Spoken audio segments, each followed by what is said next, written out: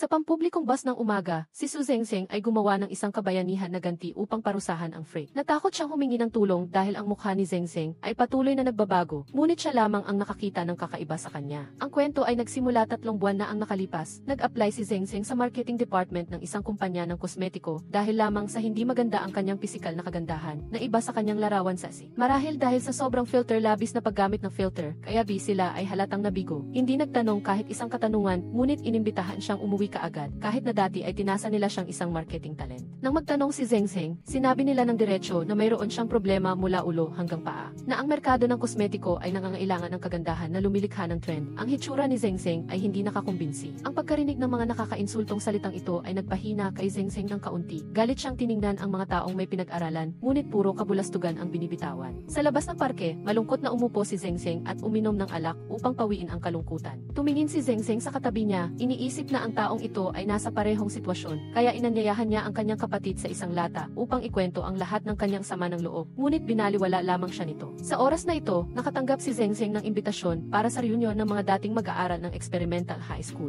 Bigla niyang naalala ang anyo ng kanyang first love noon na si Tangki. Hindi niya alam na ang malayo sa abot tanaw ay malapit lang pala sa kanyang tabi. Si Tangki pala ang nakaupo sa tabi niya. Patuloy na nagkwento si Zengzeng sa estranghero nang hindi napapansin na umalis na pala ito. Nag-iwan ng isang aklat at isang set ng sample ng kosmetiko. Pag-uwi, ibinigay ni Zengzeng ang mga kosmetiko sa kanyang ate na si Su Qingli, ngunit tumanggi ang kanyang kapatid dahil mga produkto lang ng malalaking brand ang ginagamit niya. Pinayuhan din ni Qingli ang kanyang kapatid na mag-makeup at magbihis ng mas maayos. Dahil inagaw ni Qingli ang kanyang kwarto, napilitan si Zengzeng na pumunta sa kwarto ng kanyang ate. Muling naging aktibo ang grupo ng reunion. Tahimik na pinanood ni Zengzeng ang clip noong taon na iyon. Ang sandaling iyon ay nagpapatakbo pa rin ng mabilis sa kanyang puso. Nang marinig niya ang tunog ng kanyang ina na papasok na sa kwarto, agad na nagkunwaring natutulog si Zengzeng sa ilalim ng kumot. Akala ng kanyang ina si Qingli iyon, kaya pinayuhan niya ang kanyang anak na tulungan ang kanyang kapatid na magpakilala ng nobyo. Alam niyang madalas magpalit ng kasintahan si Qingli, samantalang si Zengzeng ay wala man lang ka-flirt. Lalo pang nalungkot si Zengzeng. Sa kabilang banda, nang tanungin si Tangki tungkol sa pagdalo sa reunion, hindi siya nag-atubiling sinabing hindi siya pupunta dahil may isang tao siyang ayaw makita ulit. Ang karera noong taong iyon ay bumalik sa kanyang alaala. Hindi siya nakatalo ng isang babae kaya siya pinagtawanan ng kanyang mga kaibigan. Sa kanyang paningin, si Zengzeng lang ang magaling gumawa ng gulo sa buong eskwelahan. Nang marinig na dadalo si Tangki sa alumni meeting dahil personal siyang inimbitahan ng prinsipal, inayos ni Linyuan ang damit ni Zengzeng upang gumanda siya para sa pagkikita nila ng kanyang first love. Ngunit pagdating doon, kahit na nakasuot siya ng manipis na damit, hindi nag-atubili si Zengzeng na tumulong sa pagbubuhat ng kahon ng tubig. Nang makita siya ng ganoon kalakas, napanganga ang isang kaibigan. Pagkatapos ng ilang pagpapawis, natapos din ang pagbubuhat, at sa mismong sandaling iyon, lumitaw ang isang pamilyar na anino. Nang makita niyang muli si Tangki, ang puso niya ay mabilis pa ring tumibok tulad noon. Hindi pa siya sapat na kumpiyansa na makita siya, kaya nagpanggap siyang nag-check ng kahon ng tubig. Ngunit sa hindi inaasahang pagkakataon, kahit anong iwas niya, hiniling pa rin kay Zengzeng na tulungan si Tangki at ang grupo niya na kumuha ng litrato. Ang mas matandang estudyante ay nakilala si Zengzeng bilang kapatid ni Su Qingli, kaya nagtanong siya ng ilang bagay. Sinabi ni Zengzeng na nagtatrabaho siya sa marketing para sa kumpanya ng kosmetiko na Wendai. Nagkataon na nagtatrabaho rin doon ang kasintahan niya, kaya lumabas ito para bumati. Nang makita ang taong nag-interview sa kanya, nahihiyang sinabi ni Zengzeng na naghihintay pa rin siya ng abiso at mabilis na umalis. Sa harap ni graduation at sa sobrang kahihiyan, malungkot niyang binuksan ang bote ng beer at uminom, ngunit ang sandaling ito ay nakita ng kanyang kaibigan na malapit at naging viral. Nagalak ang lahat sa kanyang kakayahang magbukas ng beer gamit ang kamay. Lahat ay sumuporta. Pak, pak, pak, isa-isang bumukas ang mga takip. Tinulak si Tangki ng isang kaibigan, nanginginig na binuksan ni Zengzeng ang takip ng bote ng beer sa kanyang kamay, ngunit tumalsik ang bula at ang kumalat na makeup ay aksidenteng nagpatawa sa kanya sa harap ng lahat. Si Tangki lang ang patuloy na nakatitig kay Zengzeng at humingi pa siya ng litrato. Ngunit, hindi inaasahang sinabi niya na parang inasinan ang puso ni Zengzeng na napakapangit niya. Nang marinig iyon, tumakbo palayo si Zengzeng dahil sa sama ng loob. Dahil ang pagiging pangit ay hindi nagdulot ng sakit sa kanya. Ngunit ang sinabi ni Tangki ay tila naglubog sa kanya sa kalaliman. Dumaan siya sa isang tindahan ng bulaklak sa gilid ng daan, at si Zengzeng ay mabait na binili ang lahat ng sariwang bulaklak upang ang matandang babae na nagtitinda ay makauwi ng mas maaga. Dahil sobra ang ibinayad ni Zengzeng, binigyan siya ng matandang babae ng isang pulseras. Sa subway, biglang namatay ang ilaw. Ang pulsera sa kamay ni Zengzeng ay kumislap na nagpabago sa kanya bilang isang magandang babae sa isang iglap. Sa ibaba, nakita ni Zengzeng ang kanyang mga magulang na naglalakad, ngunit hindi nila siya nakilala at sinabi pa na walang mas gaganda pa kay Qingli. Nang makita ang kakaiba, tumingin si Zengzeng sa bintana ng kotse sa tabi ng kalsada. Malinaw na hindi siya iyon. Mabilis siyang naglabas ng salamin upang tingnan at nakahinga ng maluwag nang makita ang kanyang kaawa-awang mukha. Sa laboratorio, tinitingnan ni Tangki ang ang litrato ni Zeng Zeng.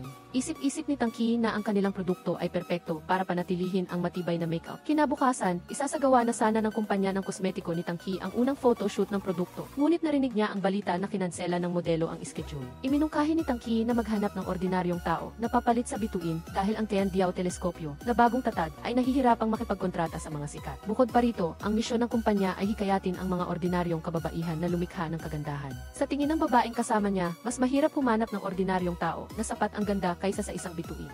Nang gustong makipagkita ni Tangki, dali-daling tumakbo si Zeng Zeng sa tagpuan. Dumating si Zeng Zeng sa tamang oras at narinig ang kanyang matalik na kaibigan na humihingi ng tawad kay Tangki para sa kanya. Ngunit tumanggi ito dahil nagbigay lang siya ng objektibong komento. Sa tingin niya, dapat payuhan ni Lin Yuan si Zeng Zeng kung bakit niya hinahayaan ang sarili niyang maging pangit. Galit na tumalikod at umalis si Zeng Zeng. Nang makita ang isang batang lalaki na tumatakbo na humahabol sa lobo habang papalapit ang isang kotse, mabilis na tumakbo si Tangki upang iligtas ito. Sa kabutihang palad, naabutan ni Zeng Zeng ang bata at niyakap ito. Nakahinga ng maluwag si Tangki at pinulot ang sapatos para sa matapang na babae. Hindi niya maalis ang tingin sa kagandahan nito. Dali-dali siyang sumunod at inanyayahan siyang mag-shoot ng poster para sa kosmetiko. Hindi pa tapos magalit si Zeng Zeng nang hindi niya sinasadyang makita sa salamin ni Tangki ang isang magandang mukha lamang at lubos siyang nagulat. Hindi siya naglakas loob na tumingin sa sarili sa salamin. Dali-daling ipinadala ni Tangki ang kanyang numero ng telepono, umaasang makikipagtulungan siya at pinuri siyang napakaganda. Ngunit nag-aatubili pa rin si Zeng Zeng dahil hindi pa rin siya makapaniwala sa nangyayari sa kanya. Pagbalik sa kumpanya, ipinakita ni Tangki sa lahat ang nag-iisang modelo ng poster sa kanyang puso. Ang galos sa kanyang mukha ay ang medalyang parangal para sa kanyang magandang kaluluwa. Gayunpaman, hinihintay niya pa rin siyang makipag-ugnayan. Sa kabilang banda, hindi pa rin makapaniwala si Lin Yuan na nagbago ang kanyang mukha. Hinala ni Zeng Zeng na lahat ay dahil sa pulseras, ngunit hindi niya ito matanggal. Pinuntahan niya ang matandang babae na nagtitinda ng bulaklak, ngunit sinabi ng may-ari ng tindahan sa gilid ng daan na hindi pinapayagan ang pagtitinda sa lugar na iyon. Natakot si Lin Yuan na maloko sila, kaya pinilit niyang gamitin ni Zeng Zeng ang fingerprint para buksan ang pinto. Sa kabutihang palad, nagbago lang ang mukha ni Zeng Zeng, hindi ang kanyang fingerprint. Sa loob ng bahay, hinampas ni Zeng Zeng ang pulseras, ngunit hindi inaasahang nakakita siya ng control panel na siya lang ang nakakakita.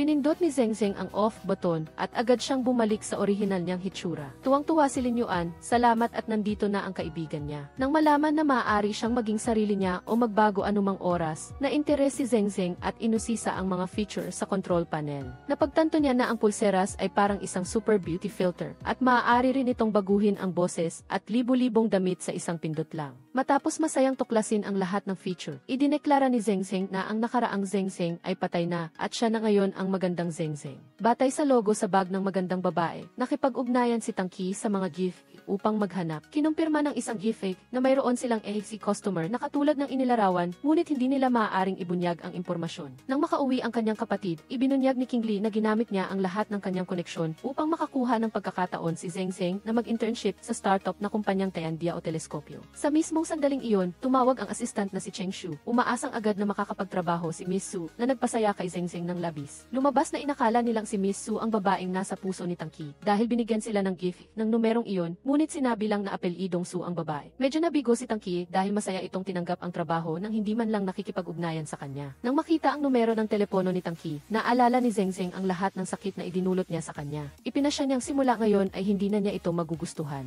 Sa kabilang banda, si Tangki ay patuloy na nag-iisip sa anghel na kaluluwa ng matapang na babae. Bago pumasok sa trabaho, nagpasya si Zeng Zeng na gamitin ang filter upang itago ang gasgas at mga tagihawat sa kanyang mukha. Sapat na iyon upang bigyan siya ng kumpiyansa. Sa kabilang banda, inihanda na ni Tangki ang photo studio. Ngunit sa harap niya ay si Su Zeng Zeng. Nang marinig siyang nag-akusa na nagpanggap siya, dali-daling nagpaliwanag si Zeng Zeng na inimbitahan siya. Dahil inakala niyang gusto ng kanyang amo ang ganitong klaseng pangkaraniwan. Mariing sinabi ni Tangki na hindi niya gusto ang ganito. Nasaktan si Zeng Zeng at tumalikod at umalis. Naalala ni Tangki ang anyo ni Zeng Zeng habang nakatitig sa kanya at ginagawang durog ang isang walnut gamit ang isang kamay na nagpatindig ng balahibo niya. Sa banyo, inalis ni Zeng Zeng ang kanyang makeup na siya ring alaala na naalala ni Tangki. Ngunit para sa kanya, iyon ay isang pagsisikap na maging maganda at kaakit-akit sa harap ni Grad. Ngunit masakit siyang itinatwa nito. Nagpasya siyang gamitin ang kanyang pulseras upang pagsisihan niya iyon. Lumabas si Zeng Zeng na may magandang mukha na nagpanganga sa lahat at ang puso ni Tangki ay hindi rin mapakali.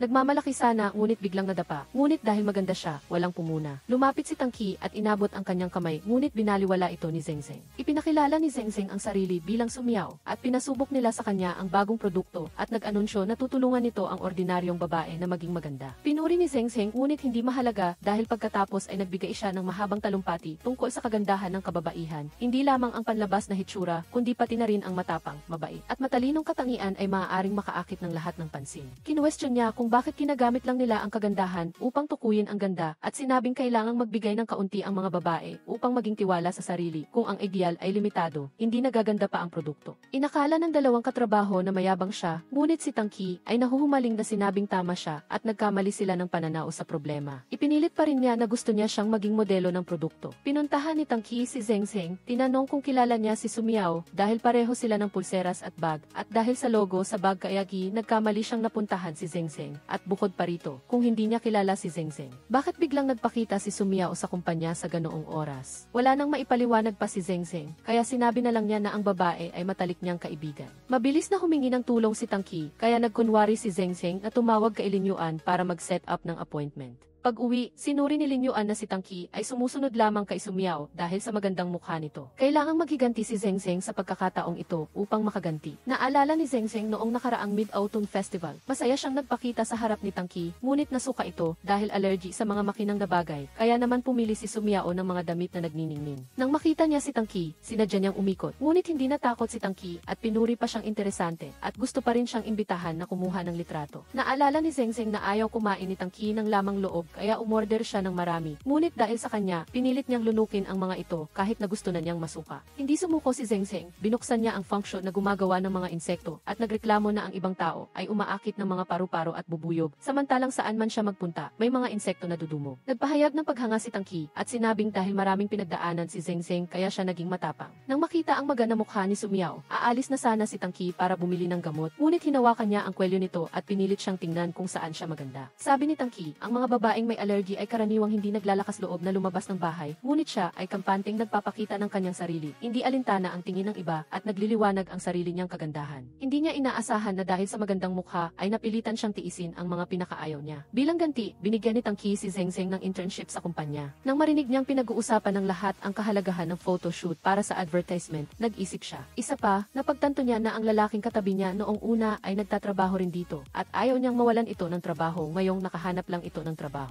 Pagkatapos ng meeting, tinawagan ni Tangki si Sumiao. Mabilis siyang lumabas para sagutin ang telepono. Nang makita niyang patuloy siyang nagmamakaawa, sinabi niya na kung papayag si Zengzeng, papayag din siya. Dahil wala nang ibang paraan, pinuntahan ni Tangki si Zengzeng at agad siyang nagbigay ng kondisyon. Napatawa ang matalik niyang kaibigan nang makita ang clip na ipinadala ni Tangki na humihingi ng tawad kay Zengzeng sa publiko at naramdaman niyang napakagaling ng ginawa ni Zengzeng. Bukas na ang photoshoot. Nagbalak sanang mag-leave si Zengzeng, ngunit pinaalalahanan siya na maraming trabaho bukas kaya walang pwedeng mag-absent. Dumating na ang photoshoot dahil sa kakulangan sa kumpiyansa sa harap ng kamera, naging atubili si Zengzeng. Gusto ni Tangki na maging mas natural siya kaya nagsuot siya ng isang makinang na damit na nagkunwaring baka na nagpatawa sa kanya at naging mas natural siya. Ang mga tao sa paligid ay parang natatakot na kami sa amo namin na si Tang. Dahil sa pagganap sa papel na ito, kinamuhian si Zengzeng ng kanyang mga kasamahan. Abala na raw siya, ngunit bigla siyang umaalis at walang nakakaalam kung saan siya nagpunta. Akala ni Tangki ay umiiwas siya sa trabaho, kaya patuloy niya itong tinatanong. Nang makita niyang hinahanap ng lahat si Miss Su, nagkunwari si Zengzeng na masakit ang tiyan at tumakbo. Kaya bighi patuloy siyang nagpapalit ng kanyang anyo at tumakbo sa banyo na halos hindi na makahinga. Natapos din sa wakas ang photoshoot. Nang marinig niyang pinupuri ng lahat si Boss Tang dahil nakakuha siya ng isang hiyas para sa kumpanya. Nilinaw ni Sumiao na tinanggap niya ang alok na mag-shoot dahil kay Zengzeng. Dahil sa kanyang pagtitiyaga, kaya natapos ni Sumiao ang photoshoot na ito, ngunit tila walang sumasang-ayon. Nakita lang ni Tangki ang pagsisikap ni Sumiao at si Zengzeng ay nawawala ng mahigit isang oras. Sa celebratory party, tinutuyan ng lahat si Zengzeng na tamad magtrabaho at mahilig kumain at sinadya pa nilang inalok si Zengzeng ng inumin dahil sa pagpapasaya niya sa kanila ngayong araw.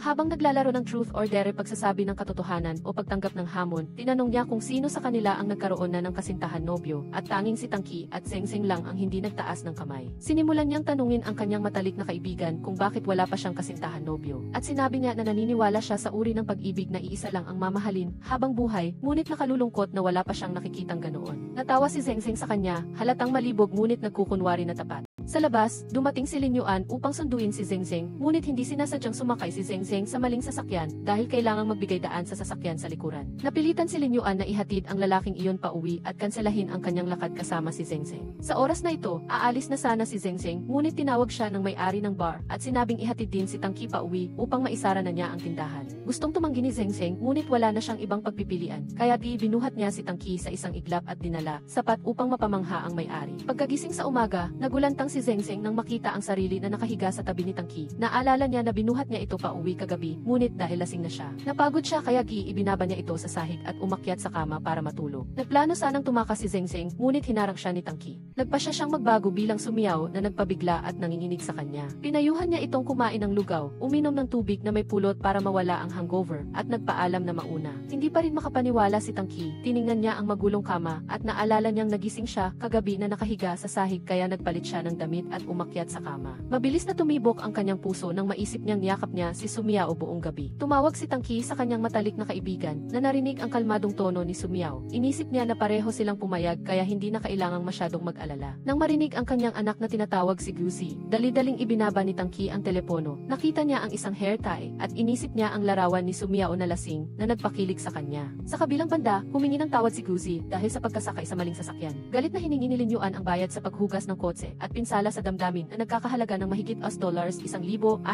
Japanese yens, 1,600.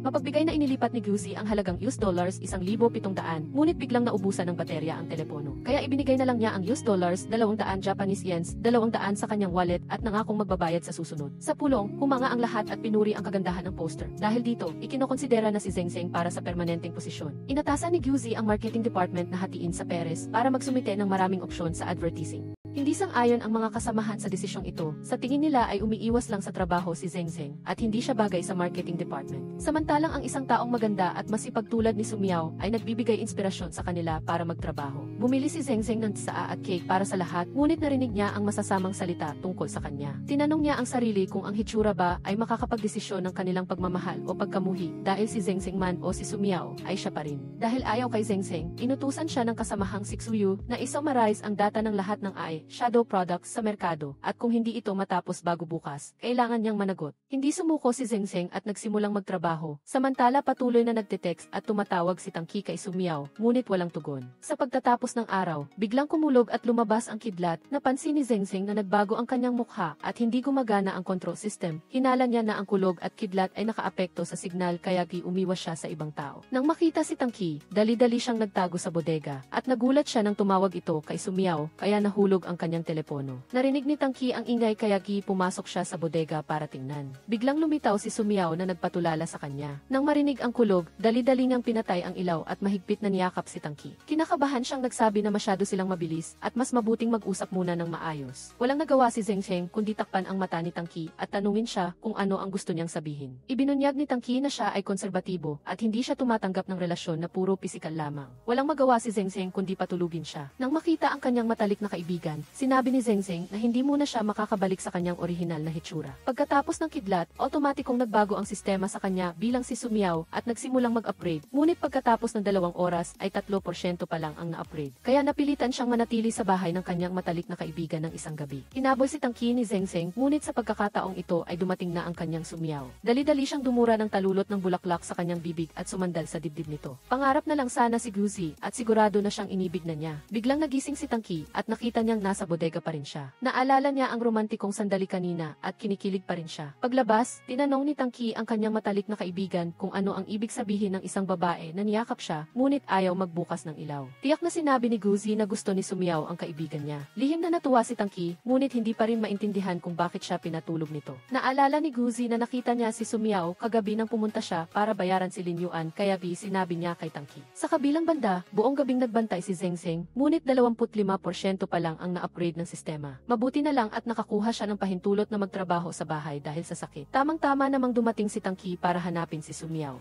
Nang marinig niyang tumanggi si Lin Yuan, handa siyang maghintay hanggang sa makita niya si Sumiao. Walang nagawa si Zheng Zheng kundi papasukin si Tangki sa bahay. Nagtaka siya kung bakit niya ito niyakap kagabi. Nagdahilan si Sumiao na nahilo siya dahil sa kalasingan kaya sumandal siya dito. Ngunit hindi na amoy ni Tangki ang amoy ng alak at hindi rin niya maintindihan kung bakit siya pinatulog nito. Nang makita niyang umiiwas si Sumiao, inanyayahan niya itong kumain upang pasalamatan sa inihandang lamang loob noong nakaraan. Mayroon siyang ilang bagay na gustong sabihin dahil hindi na sila maaaring maging malabo pa. Ang kanyang mga kasamahan ay nagpakita ng pagkamuhi kay Zheng Zheng kaya pinilit nila siyang magtrabaho ng mag-isa ng walang tulong. Walang nagawa si Zheng Zheng kundi hanapin si Tangki, ngunit matagal siyang naghintay at wala pa ring tugon, samantalang nang nag-text siya gamit ang telepono ni Sumiao, mabilis siyang nagsabi na siya ay sobrang bakante at agad siyang tinawagan. Galit na pinatay ni Zheng Zheng ang telepono. Agad na nag-text si Lin Yuan na idiniin na si Guzi ay matalik na kaibigan ni Zheng Zheng. Tamang-tama namang nakatanggap si Zheng Zheng ng email na ipinadala ni Tangki. Inisip niya na dahil lang kay Sumiao, kaya tinulungan siya nito, kaya labis siyang nabalisa. Ngunit hindi niya alam na dahil sa mabagal na internet kaya hindi niya ito na ipadala kanina. Pagsapit ng gabi, naghanda si Tangki ng isang romantikong hapunan para kay Sumiao sa tabi ng lawa. Dahil hindi niya gusto si Tangki, nagmadali siya. Si Tangki mismo ang nagsindi ng kandila at mahigpit na hinawakan ang pulseras upang maglakas loob na magpahayag ng kanyang damdamin.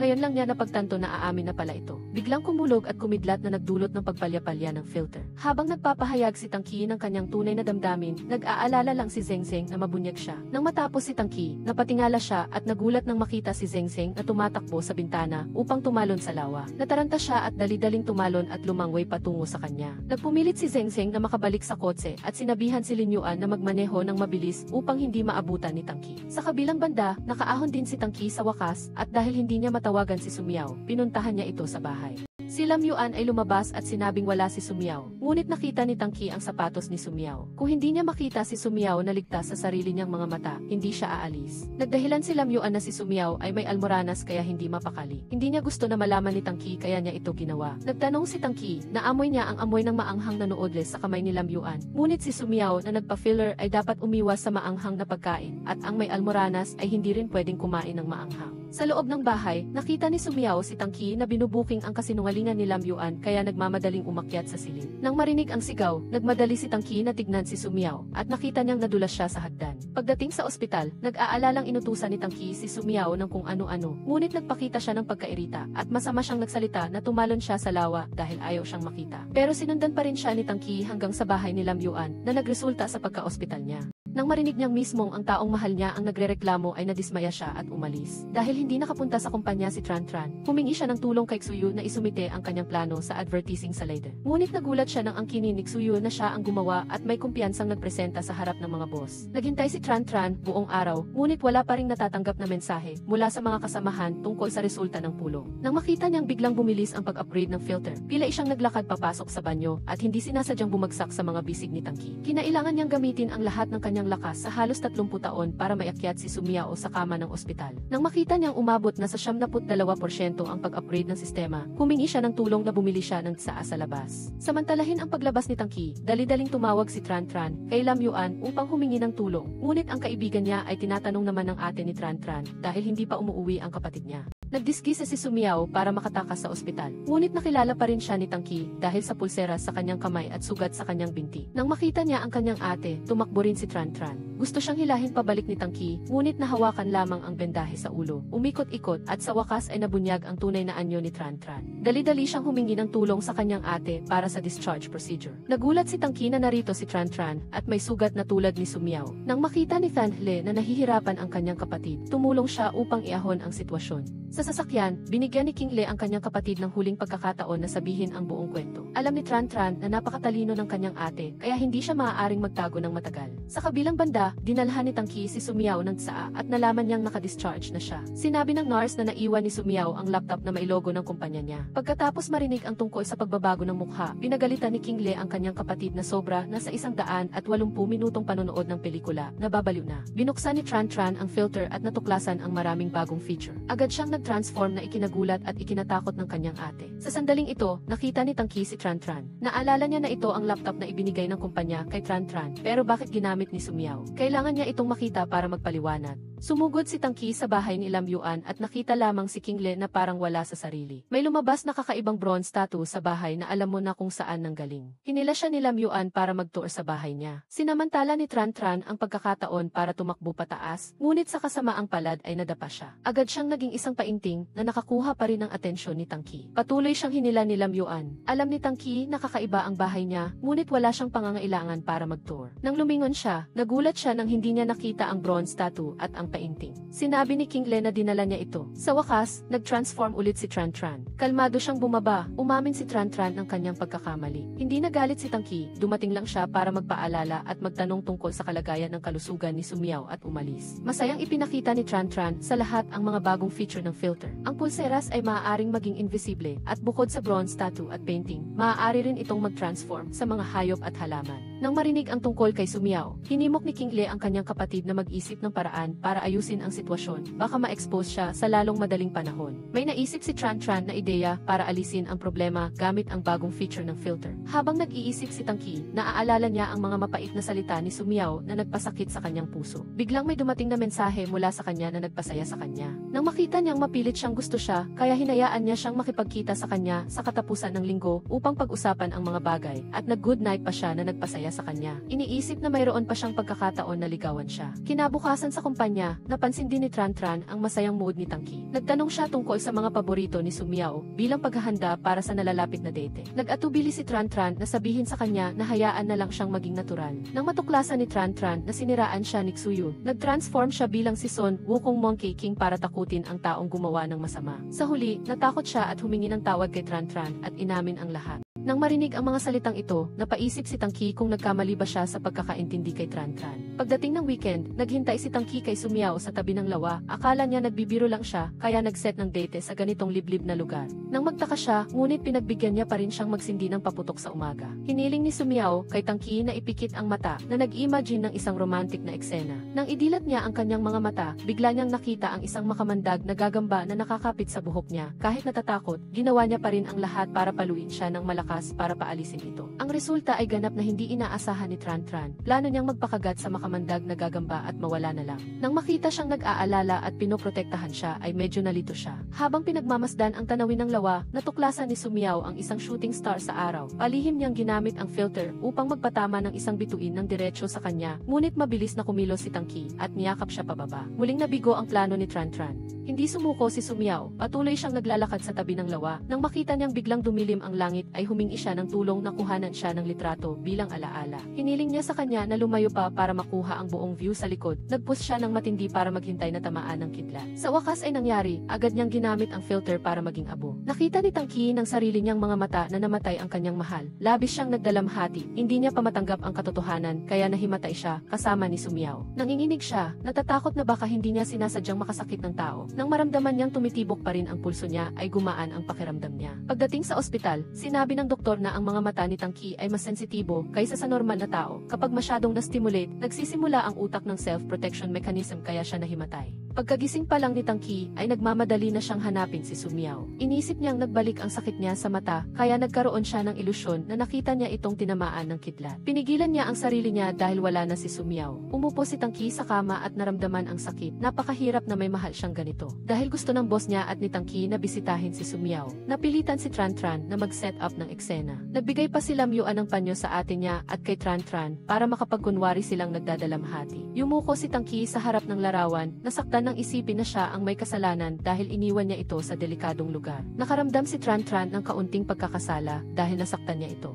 Habang nagdiriwang ang tatlong magkakapatid dahil matagumpay nilang naresolba si Sumiao, sa kabilang banda naman ay nagbalik si Tangki sa restaurant upang sariwain ang mga alaala. Nasasaktan siya, pilit niyang kinakain ang mga paboritong pagkain ni Sumiao kahit hindi niya ito gusto. Dahil sa problema niya sa mata, kailangan niyang pumunta sa ospital para magpagamot at mag-leave sa trabaho, na ikinagulat ng lahat dahil sa isang taong adik sa trabaho na tulad tulad niya ay magli-leave. Mas lalo itong nagbigay ng guilt kay Tran.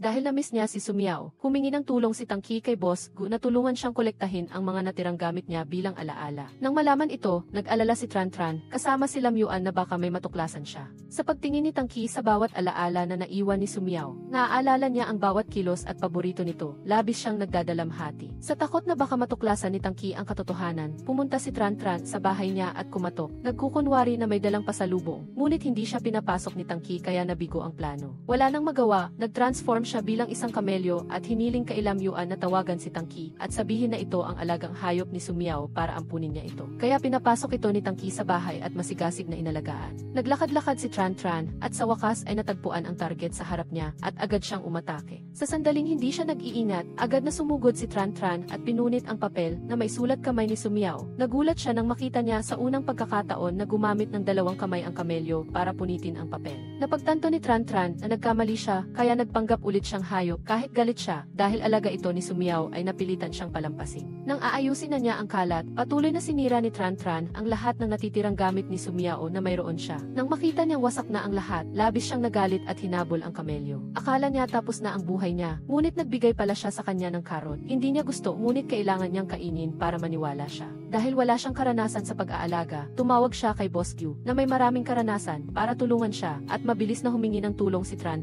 kay Lam Yuan. Sa pangalan ng pagiging matalik na kaibigan, agad na kumilos si Lam Yuan kahit na ang sitwasyon ay medyo kahina-hinala, sa huli ay nagtagumpay pa rin siya na pigilan si Boss Gu. Pumasok si Tran kay Tangki, ipinaliwanag niya ang mga painting na ginawa niya tungkol kay Sumiao. Nalaman niyang gumagalaw ang puso niya nang makita siyang matapang na nagligtas ng isang bata sa harap ng kamatayan. Sa oras na iyon, kahit hindi niya nakita ang mukha niya, mabilis na tumibok ang puso niya. Nang malaman niya ang tungkol sa light sensitivity ni Tangki at ang dahilan kung bakit siya nagsuka noon nang makita ang mga kumikinang na bagay. Ngayon niya lang naintindihan kaya nakonsensya siya ng labis. Marahil ay mali ang pagkakaunawa niya sa kanya. Gusto niya si Sumiao, hindi dahil sa kanyang panlabas na anyo. Dahil sa pagod ay mabilis na nakatulog si Tangki. Dinala siya ni Tran sa loob ng kwarto at ipinagbigay alam kay Lam Yuan na maayos na ang lahat. Hahayaan na ni Lam Yuan na umalis si Boss Gu. Kinabukasan lang nagising si Tangki at nang mapansin niyang nawawala na ang kamelyo, dali-dali niya itong hinanap. Nang marinig niyang dinala na ito ni Tran sa zoo, pumunta siya doon para bisitahin ito. Kahit pa iginiit ni Tran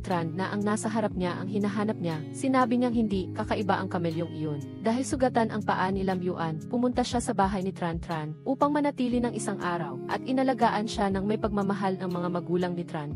Tiningnan sila ni Lam Yuan na parang sarili niyang pamilya. Lahat ng kailangang gawin ay naayos na rin ni Tran kaya umuwi na rin siya kasama si Lam Yuan. Dahil nagdadalamhati pa rin, nagpadala ng paalam si Tangki kay Sumiao. Kaya tapos na talaga ang lahat ng bagay na may kaugnayan kay Sumiao. Nakaramdam si Tran ng kakaiba sa kanyang puso, at palihim din siyang nagpaalam kay Tangki bilang si Sumiao. Kinabukasan, nagkita sila sa elevator. Mabilis na nakipag-usap si Tran kay Tangki, inanyayahan siyang mag-almusal, ngunit tinanggihan siya. Itinapon ng lahat sa kumpanya ang lahat ng bagay na may kaugnayan kay Sumiao para makalimutan na siya ni Tangki. Pagbalik niya, gumawa pa siya ng bagong produkto bago ang deadline na ikinagulat ng lahat. Nagpunta si Lam Yuan para magpinta upang makahanap ng inspirasyon. Hindi niya sinasadyang nakita si Boss Gu na kasama ang isang kasosyo. Nakuha niya ang atensyon niya. Sa pagtingin sa mukha niya ay tila alam niyang umibig na siya. Parehong nag-overtime sina Tran at Tangki sa kumpanya hanggang sa gabi. Nang makita niyang hindi pinapayagan si Tangki na magmaneho dahil sa sakit niya sa mata, nag-alok si Tran na ihatid siya sa bahay, kapalit ng bonus para sa kanya. Pumayag naman si Tangki. Sa daan pa uwi, nagpatugtog siya ng pamilyar na musika na madalas nilang pakinggan noong high school, na nagpaalala sa kanilang dalawa sa nakaraan. Sa mata niya, dati siyang parang isang bully na madalas mag-api sa kanyang mga kaibigan. Ngunit sa totoo lang, hindi siya ganoon, isang bahagi lang ng pangyayari ang nasaksihan niya. Hindi sinasadyang nakita ni Tangki ang keychain ng bag ni Tran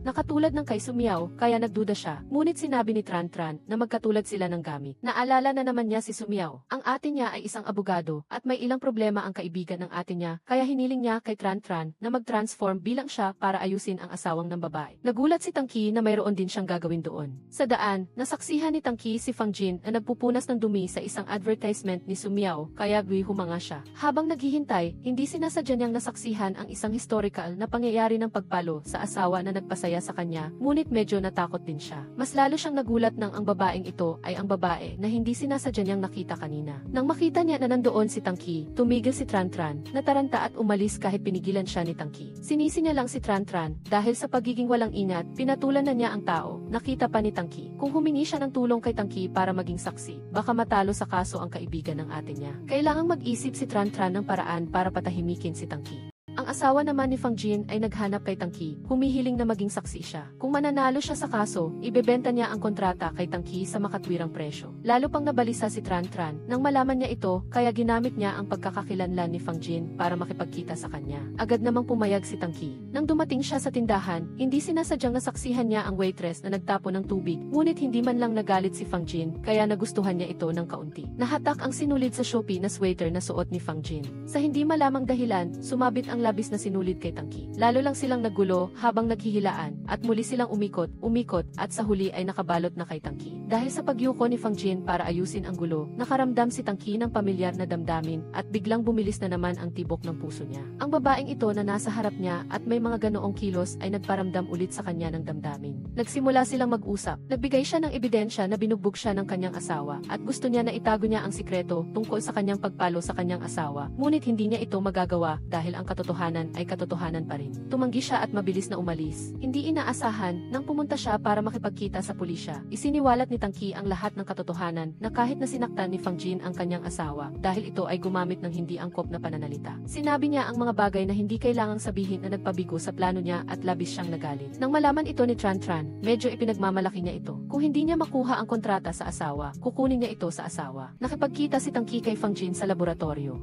Hindi pinayagan ni King Le ang kanyang kapatid na makipaglapit kay Tangki. Ngunit sa pagiging si Fang Jin, aktibo siyang naghimo. Pinilit niya ang kanyang kapatid na umalis, hindi sila maaaring matalo sa kasong ito. Bakit gusto ni Boss Gu na sumama si Tran Tran kay Tangki para makipagkita kay Fang Jin? Dahil hindi niya ito matanggihan, sinubukan nilang magkapatid na humanap ng paraan. Sobrang nag-aalala siya dahil kailangan niyang mag-transform sa dalawang tao. Nagbabago ang mga bagay ng mabilis, ngunit ang dalawang ito ay may pananampalataya sa tagumpay. Kaya, para paniwalaan siya ni Tangki, nagdahilan silang masakit ang tiyan kaya palipat-lipat silang magkapatid. Nakuha na ni Tangki ang loob ni Fang Jin kaya nang marinig niya itong nagpahayag na nagkikita ang mga taong may malaking ideya. At binigyan pa siya ng mahalagang regalo kaya nagustuhan niya ito. Pagkatapos ng pag-uusap kay Fang Jin, umalis na si Tangki kasama si Tran Tran.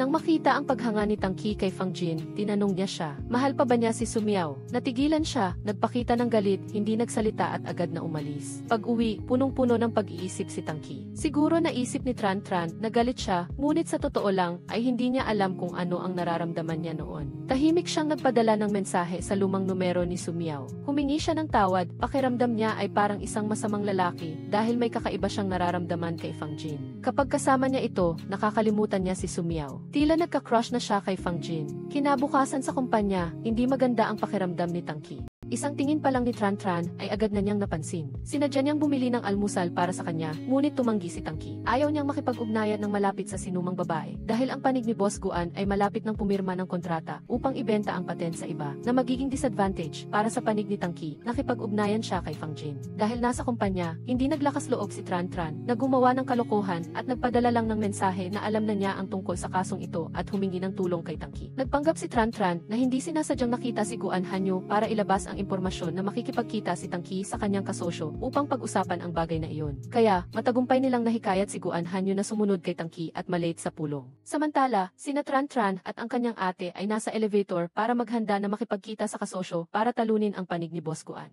Nang malaman niyang matagumpay ang plano, umalis si Tangki. Sa sandaling iyon ay nagulat si Boss Guan at nagmamadaling pumunta para makipagkita sa kasosyo. Pagdating niya roon, nakita niyang masaya silang nagbabatian. Nang marinig niyang nakansela na ang kontrata, inisip niyang sinira ni Fang Jin ang magandang bagay para sa kanya na nagpagalit sa kanya at hinabol niya ito at balak pa siyang sampalin. Gusto ni Tran Tran na lumaban, ngunit nakakita siya ng kamera, kaya nagkunwari siyang nag-inarte. Pumunta naman ang ate niya para tumawag ng gwardiya. Dumating si Tangki para tumulong ngunit agad siyang sinuntok nito. Buti na lang at dumating ang gwardiya at inalis siya. Inilabas ni Tran Tran si Tangki para tingnan ang sugat niya. Sa sandaling ito ay nabighani na naman si Tangki. Dahil kay Lam Yuan, pumayag ang producer na makipagtulungan kay Boss Gu dahil nakita niyang masaya ang kanyang anak na babae nang makuha ang lagda ni Lam Yuan. Kahit gaano pa kahirap ang produkto na ginawa ng panig ni Boss Gu ay tatanggapin niya. Umalis sina Tangki at Boss Gu sa sasakyan. Nang banggitin ni Boss Gu si Fang Jin, tila nailang si Tangki at hindi nagtago na sinabi niyang may kakaiba siyang nararamdaman kay Fang Jin. Pinapahiya siya nito. Talagang malandi siya, gusto niya ang sinuman na makita niya. Inakala ni Boss Gu na baka pansamantalang damdamin lang ito, tulad ni Sumiao. Nang marinig niyang sinabi ni Boss Gu ang ganoon, ayaw nang umiwas ni Tang Qi. Gusto niyang makipag-ugnayan pa kay Fang Jin upang makita kung ano talaga ang nararamdaman niya. Sa isip niya, gagawin niya, umalis siya sa sasakyan at gusto niyang hanapin si Fang Jin.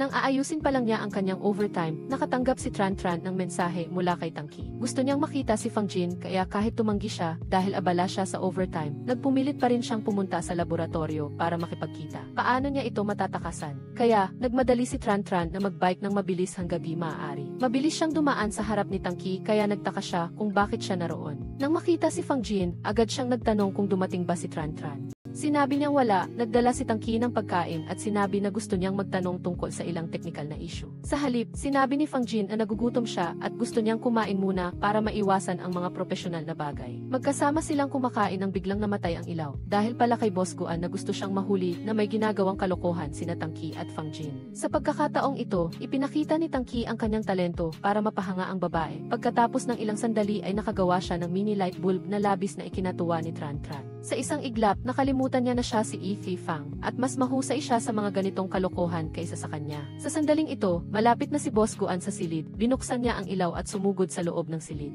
Mabilis na umalis si Fang Jin sa pagtataka ng tatlong iba pa. Nagvideo na lang sila kay Tang Qi, niloloko siya, iniisip na naglilihim sila ni Fang Jin. Nagulat si Tang Qi nang lumabas si Tran Tran, sinagot niya na sila ni Tang Qi ang nagde-date at walang kinalaman si Fang Jin dito. Tinawanan ni Boss Guan si Tran Tran na hindi marunong tumingin sa sarili, tinawag niyang pangit si Tran Tran. Nang makita ito, naging insecure siya, ngunit ipinagtanggol siya ni Tang Qi. Sinabing masipag siya, at para sa kanya ay napakaganda niya. Hindi siya naniwala at nagtaka kung bakit sila nagde-date sa laboratorio. Ipinaliwanag ni Tran Tran na gusto nilang maglaro ng role-playing. Iyon ang nagpapa-interest dito. Kahit medyo nahihiya, kailangan pa ring makipagtulungan ni Tang Qi. Nagsimula silang magyakapan. Nang wala na silang masabi pa, umalis na si Boss Guan. Agad na naghiwalay sina Tang Qi at Tran Tran. Pareho silang nahihiya, pinaalalahanan niya itong huwag itong ibunyag sa labas. Kinabukasan, naipost na ang mga litrato nila kagabi at nag-uusap-usap na ang mga empleyado sa kumpanya. Sinabi ng kasamahan na dati nang galit kay Tran Tran na ang pangit ay umaakit sa maganda. Pumunta si Tang Qi para ipagtanggol si Tran Tran na nagpatahimik sa kanila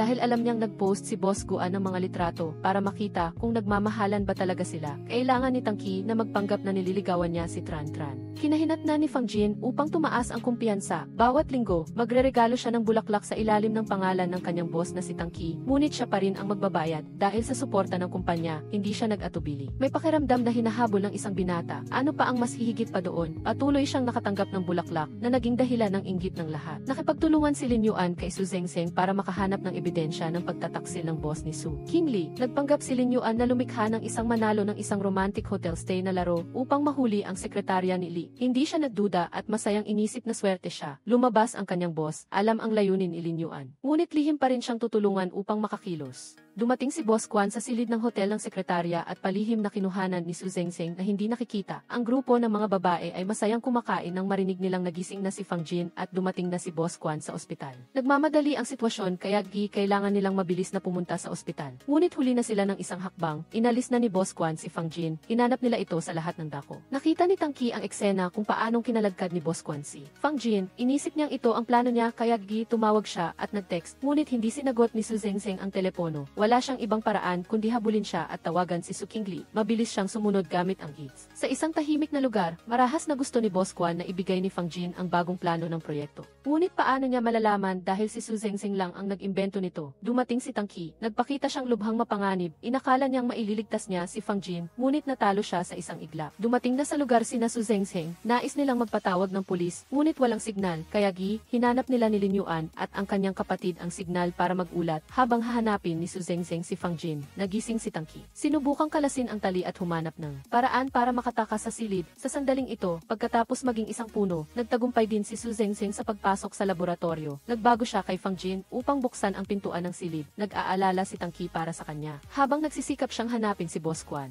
Dumating ang mga gwardiya, sinubukan ni Tang Qi na protektahan siya, ngunit nakakaabala lang siya. Tinalo niya silang lahat, sumunod siya sa kanya, ang proteksyon niyang ito ay nagpakilig sa puso niya, pagkaraan ng ilang sandali. Sinubukan ni Su Zengzeng na humiwalay sa kanya upang hanapin si Fang Jin. Sa kabilang banda, si Fang Jin ay binubugbog at tinatanong pa rin ni Boss Guan. Biglang namatay ang kuryente, inalis ni Su Zengzeng si Fang Jin. Upang iligaw ang mga gwardiya, muli siyang nagbago kay Fang Jin upang makatakas ang tunay na Fang Jin. Sa daan, nakita ni Fang Jin Jin si Tangki, inisip niyang mahusay siya sa martial arts, kaya humingi siya ng tulong, ngunit nagpakita siya ng pagiging mahiyain at tumakbo. Sinabi pa niyang hindi niya ito kilala. Ang kanyang payat na sarili ay kailangang makipaglaban sa malaki at malakas na gwardiya. Inakala niyang katapusan na niya nang dumating si Su Zengzeng na nasa katawan ni Fang Jin upang tumulong. May naramdaman siyang kakaiba, ngunit hindi na niya inisip pa at umalis kasama niya. Habang nagpapatuloy sila, nakita ni Su Zengzeng na si Fang Jin ay hawak ni Boss Quan. Nagkaproblema ang sistema kaya hindi siya makapagbago. Nagtago si Su Zengzeng. Pagpasok ni Tangki, nakita niyang hawak ni Boss Quan si Fang Jin. Inisip niyang ito ang plano niya kaya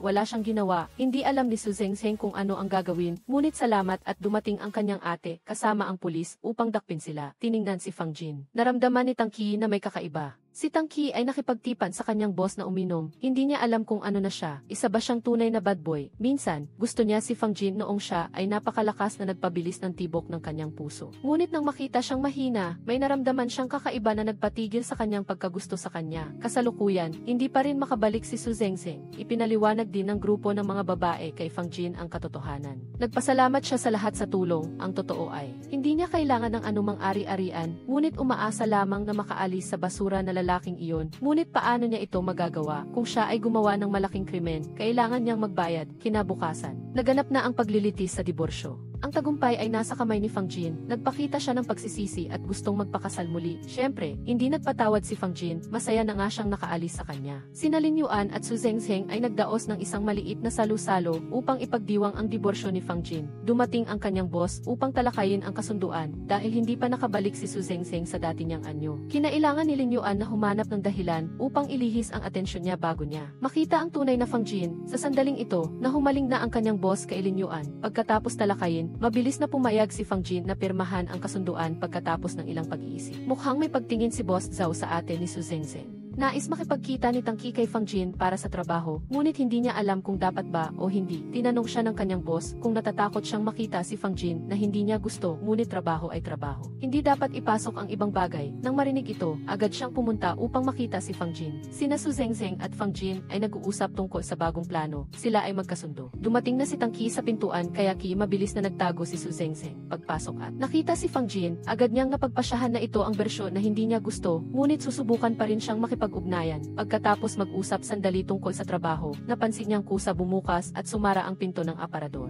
Siya ay nagmadaling pumunta upang suriin at nagulat nang makita ang isa pang Fang Jin. Mabilis na sinabi ng kapalit na Fang Jin na ito ay isang wax na rebulto. Nakita ni Tangki na mukhang tunay na tao, kaya gusto niyang hawakan ito, ngunit pinigilan siya ni Fang Jin. Umalis siya nang may pagkalito at nahulog ang mga papel. Nagmadali siyang pulutin ang mga ito at nakita ang lampara na ginawa niya noong gabi. Noong nakaraan ay itinapon ito sa basurahan. Bumalik ang alaala na pagtanto ni Tangki na hindi pa rin niya nakalimutan ang damdamin ng pagkakakilig na iyon. Gusto pa rin niyang makipag-ugnayan kay Fang Jin, kaya inanyayahan niya itong kumain. Hindi gusto ni Fang Jin ang tendo ng baka kaya pinalitan siya ni Su Zengzeng. Bumalik si Tangki at nakita ang wax na rebulto na gumagalaw, kaya nagulat siya. Mabilis na ipinaliwanag ni Su Zengzeng na nagsasagawa siya ng inspeksyon. Binitbit niya si Fang Jin at muling inilagay sa aparador at agad siyang inanyayahan na kumain. Sa daan, nakita ang anyo ni Fang Jin sa sandaling ito at nagustuhan na naman ni Tangki. Nag-usap silang dalawa sandali. Nakita niya ang mga mata niyang nakatingin sa kanya, tulad ng pagkakita niya kay Su Zengzeng. Biglang napagtanto ni Su Zengzeng ang isang bagay kaya naghanap siya ng dahilan upang umalis. Nang gabing iyon, patuloy siyang nag-iisip tungkol sa mga mata ni Tangki. Hahanda na sana si Su Zengzeng na sabihin kay Lin Yuan nang makita niya sina Su Qingli at ang ate ni Fang Jin na bumababa na may bagong anyo upang maghanda para sa paglulunsad ng bagong produkto. Maingat na inihanda ito ni Su Qingli para kay Fang Jin. Lahat ay nagbigay ng buong suporta. Gayunpaman, si Fang Jin ay palaging walang kumpiyansa sa kanyang kagandahan at kakayahan sa pakikisalamuha. Lihim siyang nagtago sa silid at nagplano na tanggihan ang paglahok sa live stream. Mukhang naunawaan ni Su Zengzeng ang sikolohiya ni Fang Jin dahil ganito rin siya. Nakipaglaban si Su Zengzeng sa kanyang ate upang hayaan si Fang Jin na piliin ang kanyang sariling buhay. Nagpunta si Su Zengzeng upang makita si Fang Jin. Banayad siyang nagbigay ng aliw. Si Fang Jin ay nagsikap sa loob. Ng 36 na taon, siya ay isang may sarili siyang koponan. Hindi na niya kailangang isuot ang mga kakaiba at hindi pa niya nasusubukan. Karapat-dapat siyang maging totoo sa sarili niya. Dahil sa maingat na paghihikayat ni Su Zengzeng, nabawi ni Fang Jin ang kanyang espiritu at kumpiyansa. Naging napakaganda ng paglulunsad ng produkto. Buong kumpiyansa na hinikayat ni Fang Jin ang mga mamumuhunan at customer sa kanyang malawak na kaalaman sa profesional. Pagkatapos ng paglulunsad, sa ilalim ng matandang puno, bahagyang umiti si Su Zengzeng. Zengzeng. Sa sandaling ito, nakita siya ni Tang Qi na nakaupo mag-isa, kaya lumapit siya para makipag-usap. Si Su Zengzeng sa anyo ni Fang Jin ay sinubukan pa ring gumanap ng husto sa kanyang papel. Nagtataka si Tang Qi tungkol sa mungkahi ng pagbabago sa paglulunsad ng produkto. Itinuro ni Su Zengzeng ang bahaghari sa langit. Napakaganda ng mundong ito dahil sa pagkakaiba-iba, kaya kapag pinahahalagahan lamang ang pagkakaiba, mararamdaman ng mga tao ang isang kawili-wiling buhay. May mga babaeng napakaganda. Ngunit may mga taong kailangan lang ng puting damit at flat na sapatos sa laboratorio. May sarili ring kagandahan, kaya mas gusto niyang maging sarili niya. Sa isang iglap, naramdaman na naman ni Tang Qi ang pagkakakilig. Hindi na niya mapigilan at opisyal na nagpahayag na gusto niya ito. Pagkatapos ay tumingin siya ng diretso sa mga mata ni Fang Jin. Hindi, pag-ibig ang tama. Nagulat si Su Zengzeng, nanlaki ang mga mata sa pagkamangha, nagmamadaling tumakbo. Kalaunan, nakita ulit ni Tang Qi si Fang Jin na kasama si Su Qingli. Hindi niya alam ang tungkol sa pag-amin. Inakala niyang ito ay tanong tungkol sa trabaho, kaya sinabi niyang sasagutin niya ito mamaya. Labis itong ikinabigla ni Tang Qi. Malinaw na hindi si Fang Jin na ito ang Fang Jin kanina. Ikinuwento ni Su Zengzeng ang buong pangyayari sa lahat. Nagulat si Fang Jin na hinahabol siya ng isang binata na sabi niyang dati ay mayroon siyang lahat ngunit hindi pa rin siya masaya. Napagtanto niya na ang pinakamahalagang bagay ay mahalin at respetuhin ang sarili anuman ang itsura o relasyon niya. Ang saya at kaligayahan na nagmumula sa loob ang pinakapinagkakatiwalaan. Hula rin ni Fang Jin na dahil si Tang Qi ay nakikipag-ugnayan kay Su Zengzeng, si Su Zengzeng ang gusto niya at hindi siya. Tumutol si Su Zengzeng, ngunit mukhang sumasang-ayon ang lahat. Ang bagay lang ay mabilis na nagbago ang damdamin ni Tang Qi mula kay Su Miao, kay Fang Jin, kaya sana ay hindi masyadong malalim ang pag-ibig na ito. Unti-unting napagtanto ni Tang Qi sa ilalim ng impluensya ng alak ang pagkakaroon ng dalawang Fang Jin. Ang isa ay mahal niya, ang isa ay wala siyang damdamin. Nagpa siya siyang imbestigahan hanggang sa huli, kinabukasan. Nang matapos ang pag-upgrade ng pulseras ni Su Zengzeng, nagising siya na may katawan ng isang lalaki na lumabas mismo mula sa comics ni Lin Yuan na nagpagulat sa kaibigan niya. Maaari siyang bumalik kay Su Zengzeng at magkaroon ng bagong function na 3-6 printing. Pagkatapos ng mga araw ng online work sa bahay, dahil hindi siya makapagbago pabalik, biglang nakatanggap ng pagbati si Su Zengzeng. Sa karera, dahil malaki ang kanyang naging ambag sa tagumpay ng bagong produkto. Sa sandaling ito, nag-text si Tang Qi kay Fang Jin na humihingi ng sagot sa kanyang pagtatapak. Hindi malulutas ang pagtatago kaya para tuluyan ng iwanan ni Tang Qi si Fang Jin, tinanggap ni Su Zengzeng ang kanyang imbitasyon pagdating ng katapusan ng linggo. Ginamit ni Su Zengzeng ang pulseras upang magbago bilang si Quan Shengtang, isang anan character na nilikha ng kanyang matalik na kaibigan at pumunta kasama si Fang Jin sa tagpuan. Nang makita ang dalawa na naglalambingan, nagselos si Tang Qi. Sina Fang Jin at Quan Shengtang ay bumuo ng isang koponan. Sina Tang Qi at Guzi ay nasa parehong koponan. Inakala ni Tang Qi na sigurado na ang panalo at nagplano pa nga na magbigay ng kaunting pabor upang maiwasan ang nakakahiyang pagkatalo ni Fang Jin. Ngunit sa kanyang likas na galing sa palakasan, madaling nagwagi si Su Zengzeng ng mag-isa. Si Fang Jin ay naging tagahanga habang si Tang Qi ay patuloy na natamaan sa mukha at hindi man lang maka-score. Sa oras ng pahinga, puno ng kawalang kasiyahan si Tang Qi habang sina Fang Jin at Quan Shengtang ay patuloy na nagpakita ng matamis na pagmamahalan. Halos sumabog na ang baga ni Tang Qi at nanunukso pa ang kanyang kaibigan sa tabi niya. Galit na nagdesisyon si Tang Qi na makipaglaro ulit kay Quan Shengtang.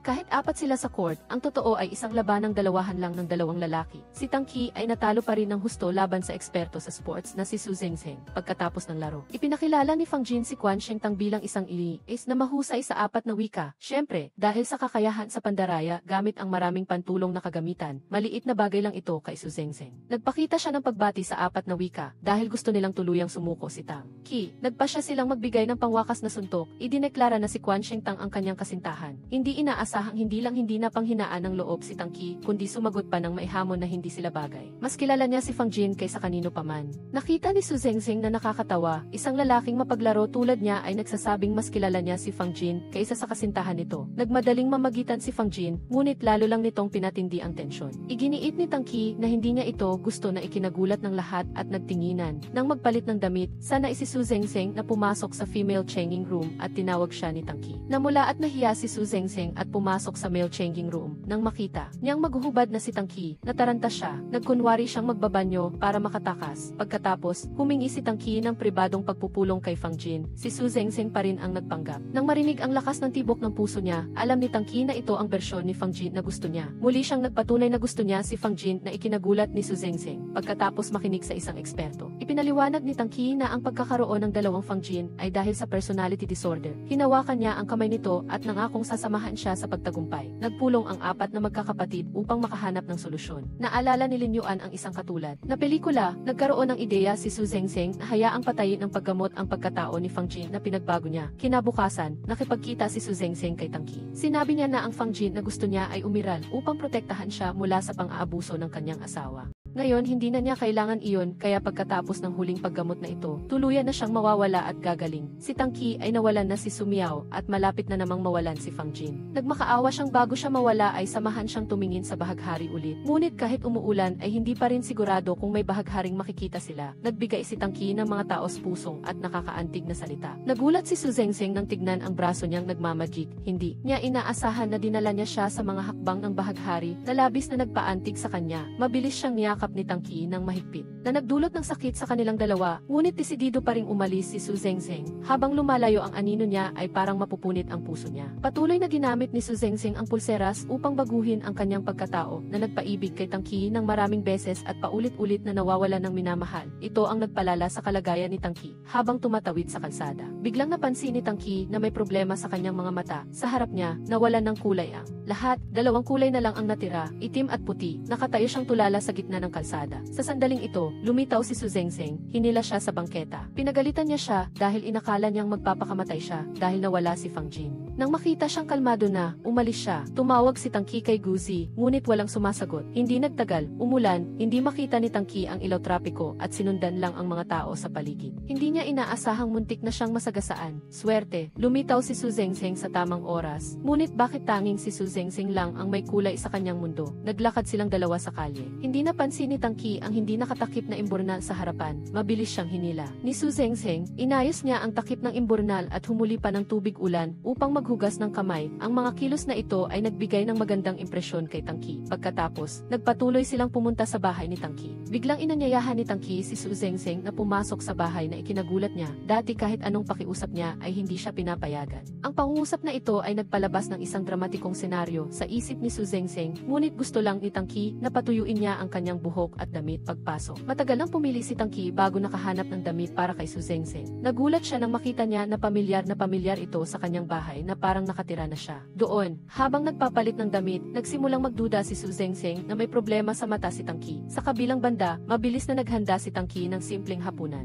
Sinubukan sana ni Su Zengzeng na suriin ang kanyang mga mata, ngunit nakita ni Tang Qi ang dumi sa damit niya, kaya hindi na siya nagduda pa. Ang totoo, sa mata ni Tang Qi sa sandaling ito, ang mga bagay lang na hinawakan ni Su Zengzeng ang may kulay. Pagkatapos ng hapunan, tuyo na ang damit ni Su Zengzeng, ngunit napansin niyang dumating ang buwan ng dalaw niya na nakadumi sa damit ni Tang Qi, at dahil sa pagkaulan kanina, nagsimula na siyang sumakit ang tiyan. Agad siyang tumawag kay Lin Yuan para sunduin siya. Gayunpaman, naubusan ng gas si Lin Yuan kaya nakisakay na lang kay Guzi papunta sa bahay ni Tang Qi. Nang makita si Su Zengzeng na hindi maganda ang pakiramdam, gustong tumulong ni Tang Qi. Hindi man lang nakita ni Tang Qi na may dalaw si Su Zengzeng na ikinagulat niya. Pagkatapos ihatid ang dalawa, sinabi ni Tang Qi kay Guzi ang totoo tungkol sa kalagayan ng kanyang mata. Pareho silang nagtataka kung bakit si Su Zengzeng lang ang may kulay. Kinabukasan, pumunta si Tang Qi sa ospital para magpatingin, ngunit wala namang problema sa kanyang mata at kornea. Nakita ng doktor na ito ay isang psikolohikal na sakit at pinayuhan siyang magpakonsulta sa isang psychiatrist. Nakita ni Tang Qi ang kanyang mga magulang, matatalik na kaibigan at maging ang mga mahalagang kasosyo sa negosyo, ngunit lahat sila ay itim at puti. Hindi niya talaga maintindihan. Sa sandaling sumasakit ang ulo niya dahil dito, biglang lumabas sa harap niya ang isa pang taong may kulay. Ang kasintahan ni Fang Jin, si Quan Shengtang.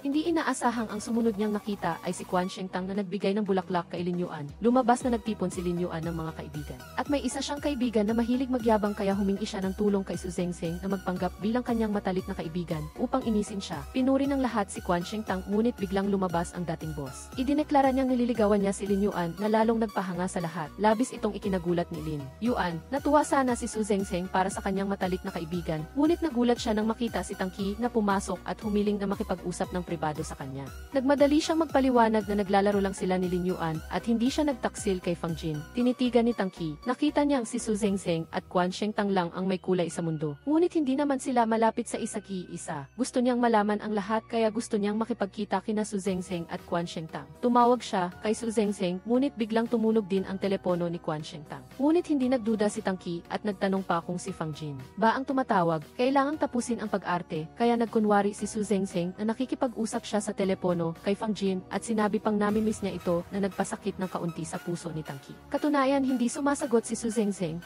Inakala ni Tangki na abala siya, kaya hindi na lang. Kinagabihan, nalulungkot si Tangki kaya uminom siya. Pinigilan siya ng kanyang boss dahil hindi maganda ang kalagayan ng kanyang mata. Ibinahagi niya na gusto niyang sabihin na namimiss niya si Fang Jin tulad ni Sheng Tang, ngunit wala na siyang pagkakataon. Si Boss Gu naman ay nagdurusa dahil sa kanyang pag-ibig na walang katugunan kay Lin Yuan. Sina Su Zengzeng at Lin Yuan ay hindi rin masaya. Abutin din sila sa pag-iisip. Natatakot si Su Zengzeng na may matuklasan si Tangki, habang si Lin Yuan ay patuloy na nag-iisip sa sinabi ng kanyang boss. Tinawagan ni Su Zengzeng si Tangki para magtanong, ngunit dahil lasing siya, si Boss Gu ang sumagot. Nakapagtanong lang si Su Zengzeng ng ilang salita at iyon na.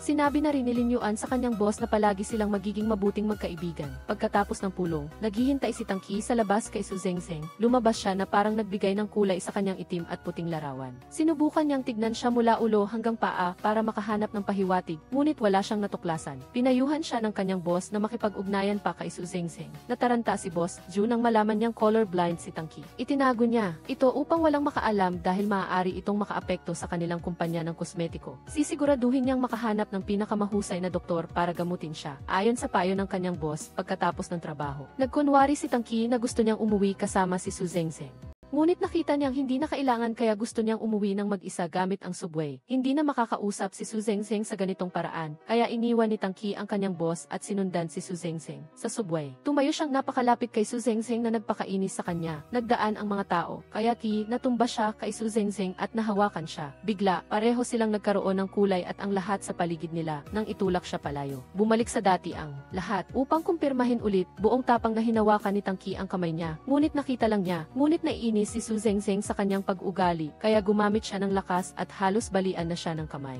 Nang malaman niyang nag-eksperimento si Tangki, mas lalong nainis si Su Zengzeng. Bumili pa siya ng pampahid para sa kanya. Habang pinapahid ay sinabi niya na dahil isa siyang taong marunong sa martial arts, kailangan niyang magpaalam muna bago siya saktan. Biglang naalala ni Tangki ang nangyari noon at nanginig siya. Inakala ni Su Zengzeng na nilalamig siya. Inayos ang kwelyo at binigyan siya ng mainit na tubig. Biglang nakita ni Tangki si Su Zengzeng na nagiging si Fang Jin na. Nagpatawa sa kanya. Hindi maintindihan ni Su Zengzeng kung bakit palagi niyang naalala si Fang Jin. Bumalik si Tangki na pagod at nang tanungin siya ng kanyang boss, ikinuwento niya ang tungkol sa masusing pakikipag-ugnayan kay Su Zengzeng upang magkaroon ng kulay ang lahat. Ngunit napakahirap ng paraang ito dahil sa paghawak lang ng kamay ay muntik na siyang masaktan kung yayakapin pa siya. Baka mamatay siya ng maaga. May bagong ideya si Boss Gu, kung hindi niya mahawakan si Su Zengzeng, si Quan Shengtang na lang, kaya tinawagan niya si Lin Yuan. Kinabukasan, inihayag ng grupo ni Su Zengzeng ang ideya para sa bagong produkto. Pinagsasama ang moderno at tradisyonal. Dahil dito, mas maraming target na customer ang naakit dahil sa mungkahi ni Boss Gu, at isinama pa niya si Lin Yuan sa pagtutulungan na ito. Nalaman ni na Boss Gu at Lin Yuan na mayroong kahilingan na dumalo si Quan Shengtang sa panlabas na pulong na nagpagulo kay Lin Yuan. Nang araw na iyon, sina Lin Yuan at Su Zengzeng ay pinagsama sa isang silid. Habang sina Quan Shengtang at Tangki ay magkasama, natatakot si Lin Yuan na mahihirapan si Su Zengzeng kaya gusto niyang kanselahin ang kontrata. Ngunit mukhang may plano si Su Zengzeng. At sinabi pa niya nang may kumpiyansa na magiging maayos ang lahat. Pagsapit ng gabi, nagbago si Su Zengzeng bilang si Quan Shengtang upang pumasok sa silid ni Tangki. Maingat siyang kumatok ngunit walang sumasagot. Inakala niyang wala siya sa silid. Ngunit lumabas siya mula sa banyo na ikinagulat niya. Ngunit madilim ang silid at madaling nakakagalaw si Tangki. At tila hindi niya alam na hindi nakabukas ang ilaw na nagpagulo sa kanya. Nagsaliksik si Su Zengzeng sa internet tungkol sa pagiging colorblind at naramdaman niyang medyo katulad ni Tangki para makumpirma. Inanyayahan niya si Tangki na kumain ng prutas at napansin niyang nakikita lang niya ang kulay kapag hawak niya ito. Ngunit hindi niya makita kapag nasa gitna dahil gusto niyang suriin ang paningin niya. Matutulog si Su Zengzeng sa silid ni Tangki ngayong gabi. Sinabi niya kay Lin Yuan. Nalungkot si Lin Yuan dahil walang kasama kaya tahimik siyang naglakad-lakad. Lumapit ang kanyang boss sa kanya. Nagtanong si Lin Yuan tungkol sa kalagayan ni Boss Tang. Inakala ng kanyang boss na alam na niya at ni Su Zengzeng ang tungkol dito, kaya sinabi niyang napakabigat ng kalagayan ng mata ni Tangki. Hindi inaasahang narinig ni Xuyu ang lihim na ito, kaya ibinunyag niya ito sa direktor ng kalabang kumpanya. Bumalik si Quan Shengtang sa silid, nakatingin lang si Tangki sa kanya na. Nagpatigil sa kanya, naramdaman niyang may problema si Tangki kaya kumuha siya ng tubig para sa kaibigan at sinabing sabihin lang sa kanya kung may kailangan siyang tulong. Ngayon tinitignan si Quan Shengtang. Nakikita niya ang anino ng babaeng aksidente niyang nakita noon, pagkatapos ay si Su Zengzeng at maging si Fang Jin. Nakita ni Tangki na lalo itong lumalala, kaya naisip niyang kailangan niya ng magpatingin sa doktor agad. Maaga pa, bumalik na si Tuo Zengzeng sa silid ni Lin Yuan. Sinabi rin ni Lin Yuan kay Zengzeng na ang kalagayan ng mga mata ni Tangki ay dahil sa psikolohiya. Dahil sa hindi magandang pakiramdam, pumunta siya sa dressing room upang palihim na suportahan siya. Dahil ayaw niyang maging sentro ng atensyon, gumawa siya ng mga color-coded na tala para sa lahat ng mga damit dito. Nang dumating Dumating ang lahat upang kunin ang kanilang mga damit. Lahat ay humanga sa sigasig ni Zengzeng, pati na rin si Tangki. Biglang dumating ang isang tao mula sa kalaban at hiniling kay Tangki na gumawa ng lipstick upang matuto sila. Ngunit ang totoo ay gusto siyang ibunyag upang maiwasan ang hinala. Umayag si Tangki. Tawag ni Tangki kay Kun Stentians para humingi ng tulong, ngunit abala si Kun Stentians dahil may umaakyat na boss na gustong hanapin si Tuo Zengzeng. Sa sandaling ito, parehong tulala sina Zengzeng at Lin Yuan. Anong gagawin nila? Pinipilit si Tangki ng kalaban, gusto ng babae na pumili siya ng angkop para sa kanya, kulay ng lipstick at kung ano-ano pa. Nagsumikap si Bi Zhenzi upang maghanap ng dahilan para hindi masangkot si Tangki. Ngunit gusto ng kanilang panig na mabilis na manalo, kaya nagdeklara agad sila. Sinabi sa lahat na colorblind si Tangki, kaya maraming tao sa paligid ang gustong patunayan ni Tangki. Kung hindi, sila ay tatalikod at hindi gagamit ng kanyang mga produkto. Naguguluhan si Tangki nang dumating ang kanyang tagapagligtas. Bitbit ni Tuo Zengzeng ang bagong inilabas na makeup set ng kumpanya. Dahan-dahang lumapit sa kanya at gustong lagyan siya nito ng makeup. Masayang pumayag si Tangki. May kumpiyansa niyang sinuri ang produkto at nilagyan ng napakagandang makeup si Zengzeng na nagpahanga sa lahat sa paligid at lalong nagpaniwala sa kanila sa kalidad ng kanyang mga produkto. Nagalit ang kalabang kumpanya nang masira ang kanilang plano. Tiningnan ni Tangki si Zengzeng at mahinang sinabi na maganda siya, na ikinagulat at ikinahiya nito. Pagkatapos, nag-usap sina Tangki at Zengzeng at ipinaliwanag niya sa kanya ang kalagayan ng kanyang mga mata at tanging sila lamang ni Kun Stentian ang makakatulong sa kanya na makita ang mga kulay. Dahil alam ni Tuo Zengzeng na may kinalaman siya sa pagiging colorblind ni Tangki, tinanong niya ito kung paano siya matutulungan na gumaling ang kanyang mga mata. Sa wakas, sinabi ni Tangki na kailangan ng mas malapit na kontak. Naintindihan ni Zengzeng ang problema at agad siyang hinila sa isang lugar na walang tao. Niyakap siya upang matulungan siyang manumbalik ang paningin, ngunit nang bitawan niya, wala na naman siyang makita. Napagtanto na mas makakatulong ang mas matinding pagiging malapit. Humingi muna ng tawad si Zengzeng bago niya ginawa ito. Lumapit siya at hinalikan siya sa pisngi. Nagulat si Tangki at ang mundo sa paligid niya ay nagkaroon na ng kulay. Nagising siya nang tanungin siya nito at napagtanto niyang gumaling na ang kanyang mga mata. Nakita ni Tuo Zengzeng na maayos nang nalutas ang problema, kaya nagmadali siyang umalis. Hinabol siya ni Tangki, ngunit nawalan siya ng bakas. Sa panig ni Lin Yuan, sinusubukan niyang pigilan ang kanyang boss. Patuloy siyang nagpapakyut na ikinatuwa naman ng kanyang boss, kaya nag-alok ito na kung gusto niyang manatili siya sa tabi niya, maging nobya niya ito. Naguluhan si Lin Yuan at hindi alam kung paano sasagot, kaya dumating si Kun Stentian sa oras upang iligtas siya. Wala pang kalahating oras at magsisimula na ang palabas, dumating ang kanyang boss sa silid ni Kun Stentian upang apurahin ito. Buti na lang at inihanda ni Tuo Zengzeng ang recording ng maaga, muntik na siyang mahuli. Nagduda si Tangki nang makita niyang pumasok si Zengzeng sa silid ni Kun Stentian. Nagsimula na ang pinakahihintay na palabas at naguunahan ang kanyang boss at si Tangki na ipagmalaki ang kanilang babae. Minsan si Kun Stentian ang lumalabas at minsan naman si Zengzeng. Nagpapalitan sila at hindi kailanman lumabas ng sabay-sabay na lalong nagpaduda kay Tangki. Humingi siya ng tulong sa dalawa pang boss para malaman ang katotohanan.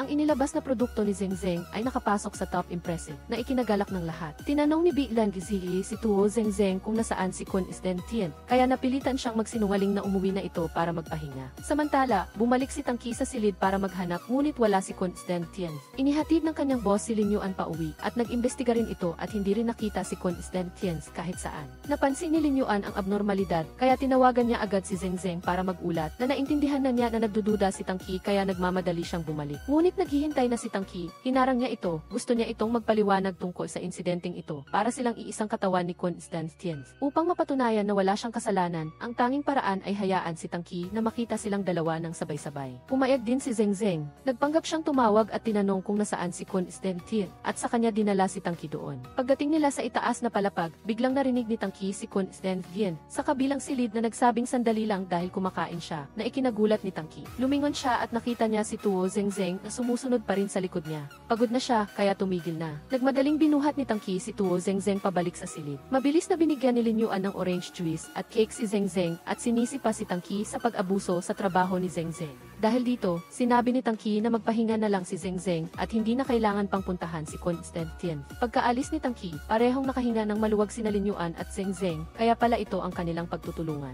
Kailangan ni Zengzeng na mabilis na ayusin si Kun Stentian bago mabunyag ang katotohanan.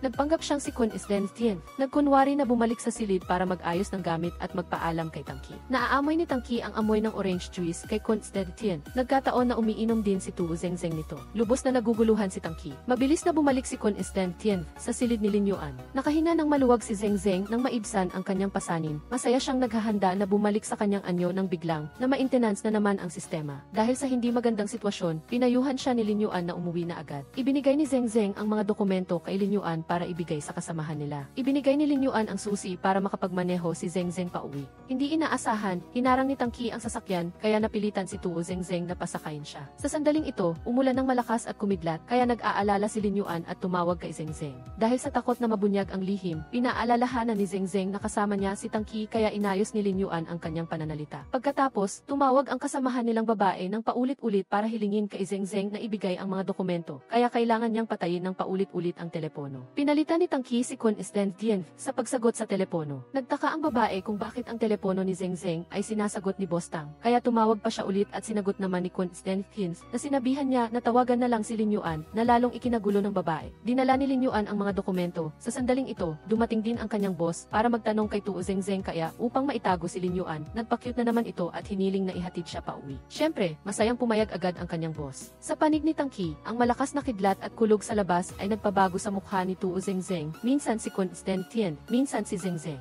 Nagulat si Tangki sa nakita niya, buti na lang at nakapagpreno siya at tumabi upang maiwasan ang aksidente. Dahil sa hindi magandang sitwasyon, nagkunwari rin si Zengzeng na nakikita niya na nagbabago ang mukha ni Tangki at nagiging kanyang boss, kaya natakot silang dalawa. Nang makita na ganoon din ang nakita ni Kun Isdentian, inakala ni Tangki na nagkakaroon siya ng ilusyon, kaya huminto na siya. Nang sumunod na araw, pumunta si Tangki sa opisina at nagtaka ng patuloy na nagbakasyon si Tu Zengzeng. Gusto niyang imbestigahan ang lahat. Una niyang natuklasan na iisang telepono lang ang ginagamit ni na Zengzeng at Kun Isdentian. Ngunit sinabi ng kasamahan nilang babae na sinabi ni Zengzeng kahapon na ipinahiram niya ang telepono kay Kun Isdentian. Nagdududa pa rin si Tangki kahit na nakita niya mismo si Kun Isdentian kahapon habang kasama si Zengzeng, ngunit naisip niya na hindi iyon totoo, baka salamin lang iyon. Upang patunayan, pumunta si Tangki sa bahay ni Zengzeng upang hanapin siya. Hinila siya ng kapatid ni Zengzeng upang patagalin ang oras para sa kanyang kapatid. Hinihila pa, napilitan si Tangki na sabihin ng kapatid na babae ang katotohanan, ngunit buti na lang dumating si Tu Zengzeng. Pagkatapos nito ay ang pagpapakita ni Kun Isdentian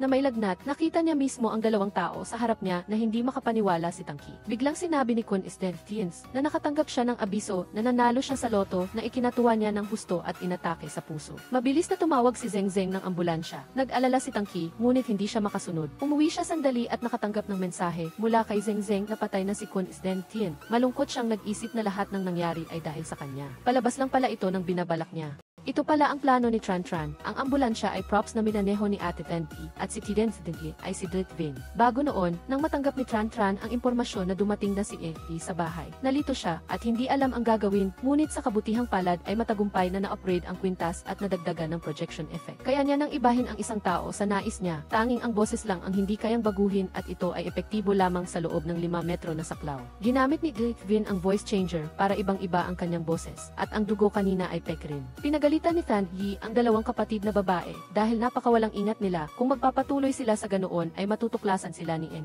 Sa panig ni Tangki, napansin niyang peke ang dugo ni Kun Isdentian na tumalsik sa kanyang damit kaya nagkasundo silang mag-ama na hanapin ang katotohanan. Tumawag siya kay Fang Jin ngunit nagbiyahe ito at babalik sa loob ng mga 2 linggo. Dahil sa schedule na iyon, alam niyang tiyak na wala itong alam tungkol sa pagkamatay ni Kun Isdentian. Nagpatuloy sila sa pulisya upang hanapin ang impormasyon ni Kun Isdentian upang makita kung totoo ba iyon at ganap na walang impormasyon sa mundo. Sa huli, tumawag si Tangki kay Zengzeng upang pag-usapan ang tungkol sa pagdalo sa libing ni Kun Isdentian. Naghanap ng iba't ibang dahilan si Zengzeng upang tumanggi. Nang tanungin tungkol sa pamilya ni Kun Isdentian, nadulas siyang sabihin na may lola pa ito. Kaya nagdesisyon si Tangki na pupuntahan niya ang lola kinabukasan. Pagdating niya, inimbestigahan ni Tangki kung ang lahat sa paligid ay prop lang ba at hindi niya alam kung umaarte lang ba ang lola sa harap niya. Nasa baba si Gi para tanungin ang mga kapitbahay at nalaman nalaman niyang ang apartment na pinuntahan ni Tangki ay ang tirahan ng lola ni Zengzeng.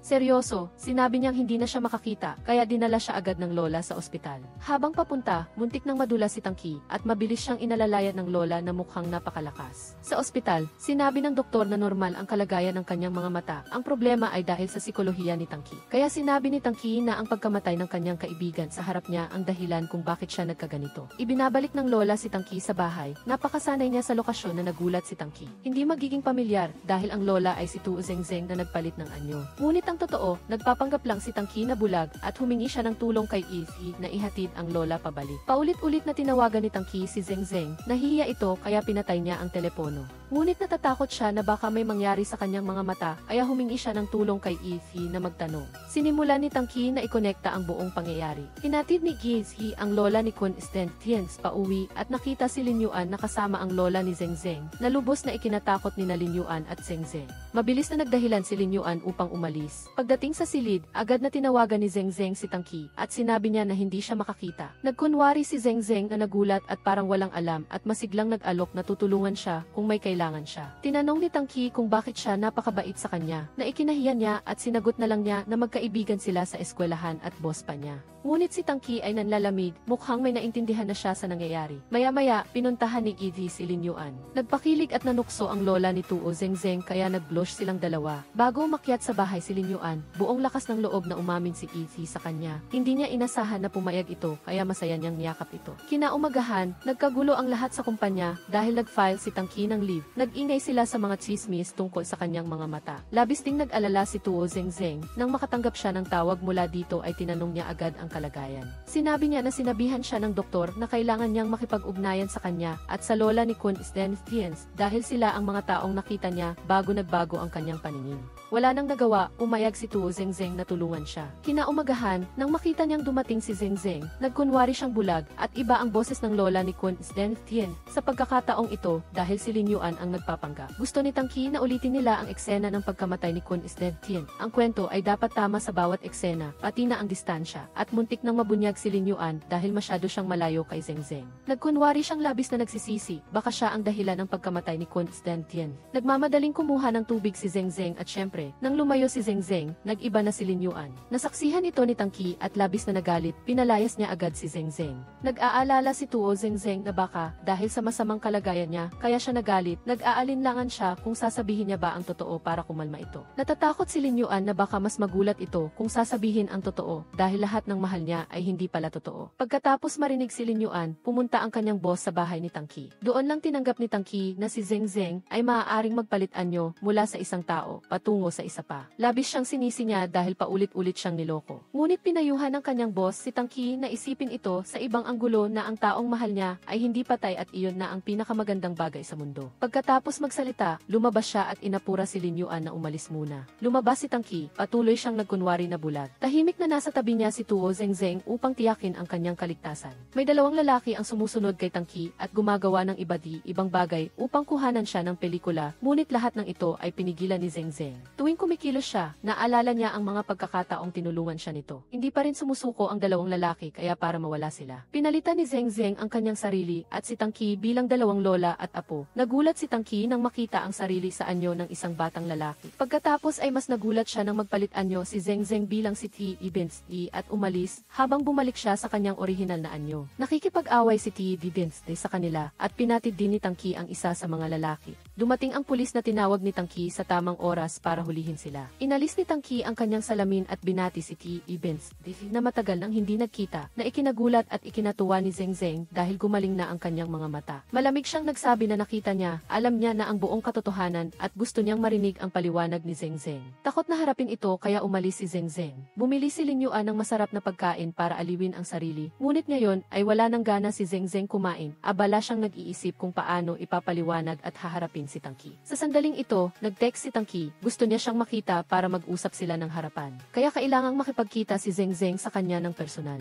Isa-isa siyang nagpalit anyo bilang bawat taong niloko niya at pati na ang kamelyo na ikinagulat niya. Paulit-ulit siyang humingi ng tawad, pinatawad siya ni Tangki, ngunit tila nagluluha ang kanyang mga mata. Kinagabihan, ipinaalam ni Tuo Zengzeng sa kanyang mga kaibigan na naayos na ang problema ni Tangki, kaya tapos na ang lahat. Kinaumagahan, nagkasalubong sina Zengzeng at Tangki sa elevator, at dahil sa hiya, aalis na sana siya, ngunit bigla siyang hinawakan nito at lumapit. Naguluhan si Zengzeng at nag-akala na may problema, ngunit ang totoo, nahulog ang kanyang buttons, kaya ibinigay niya ang kanyang jacket para gamitin niya muna. Ang bagong pabango na ginawa ni Tangki ay inilabas sa lahat ng tao sa kumpanya. Upang mas mapadali ang pag-alam, kailangang hanapin ni Tuo Zengzeng ang mga matatanda. Dahil ang pabango ay nagpapaalala sa kanya ng isang pamilyar na amoy noong bata pa siya. Ito ay parang tumutulong sa mga tao na bumalik sa kanilang magagandang alaala ng nakaraan, kaya humingi siya ng tulong sa kanyang nakababatang kapatid. Bago umalis, ibinalik ni Zengzeng ang jacket kay Tangki dahil hindi niya alam kung ano ang sasabihin. Binati niya na lang ito na maging maayos ang kanyang trabaho, at dahil sa awkward na pakiramdam, hindi pa rin siya naglakas loob na sumabay sa elevator kasama nito. Nakita ni Tangki si Zengzeng na masayang kasama ang ibang lalaki kaya siya nagselos. Tinawagan niya ito at tinanong kung ano ang ginagawa niya. Sinabi niya na nagtatrabaho siya sa labas kaya patuloy siyang nakatingin sa direksyon nito. Sumama si Tuo Zengzeng sa kanyang nakababatang kapatid sa nursing home, ngunit tila hindi gusto ng mga matatanda doon dahil matatanda na sila. Ayaw nilang magpabango o gumamit ng pabango para sa mga kabataan. Aalis na sana ang lahat nang yayain sila ni Zengzeng na maglaro. Binisita ni Tangki ang kanyang guro at sinamantala ang pagkakataon na ipaamoy sa guro ang bagong pabango. Pinuri ng kanyang guro ang produktong pabango na tumulong sa kanya na alalahanin ang nakaraan, ngunit ang problema ay hindi niya alam kung paano ito i-promote. Sa panig ni Zengzeng, humingi siya ng tulong sa kanyang kasamahan gamit ang modernong teknolohiya upang gawing bata ang mga larawan ng mga matatanda na labis na nagpasaya sa lahat. Biglang dumating si Tangki na may dalang bulaklak para aliwin ang isang matandang babae na lalong nagpaantig sa damdamin ng lahat. Dahil sa sigasig ni Tuo Zengzeng, nagkaroon sila ng magandang impresyon at pumayag na subukan ang pabango. Ang pagkakita sa babae sa harapan niya ay hindi inaasahang nagpaibig kay Tangki. Hindi dahil sa magandang mukha niya, kundi dahil sa kabutihan niya, kaya muling lumabas ang pag-ibig sa kanya. Pagkatapos ng trabaho, hindi sinasadyang nasaktan ang nakababatang kapatid ni Zengzeng habang nagliligpit ng gamit kaya nag-alala siya. Ang pagkakita sa matalik na kilos ay nagpaselos kay Tangki kaya hinila niya ito sa ibang lugar. Sinabi niya na ang pagiging malapit niya at ng lalaki ay hindi niya gusto. Sumagot si Zengzeng na nagkakagusto sila sa isa't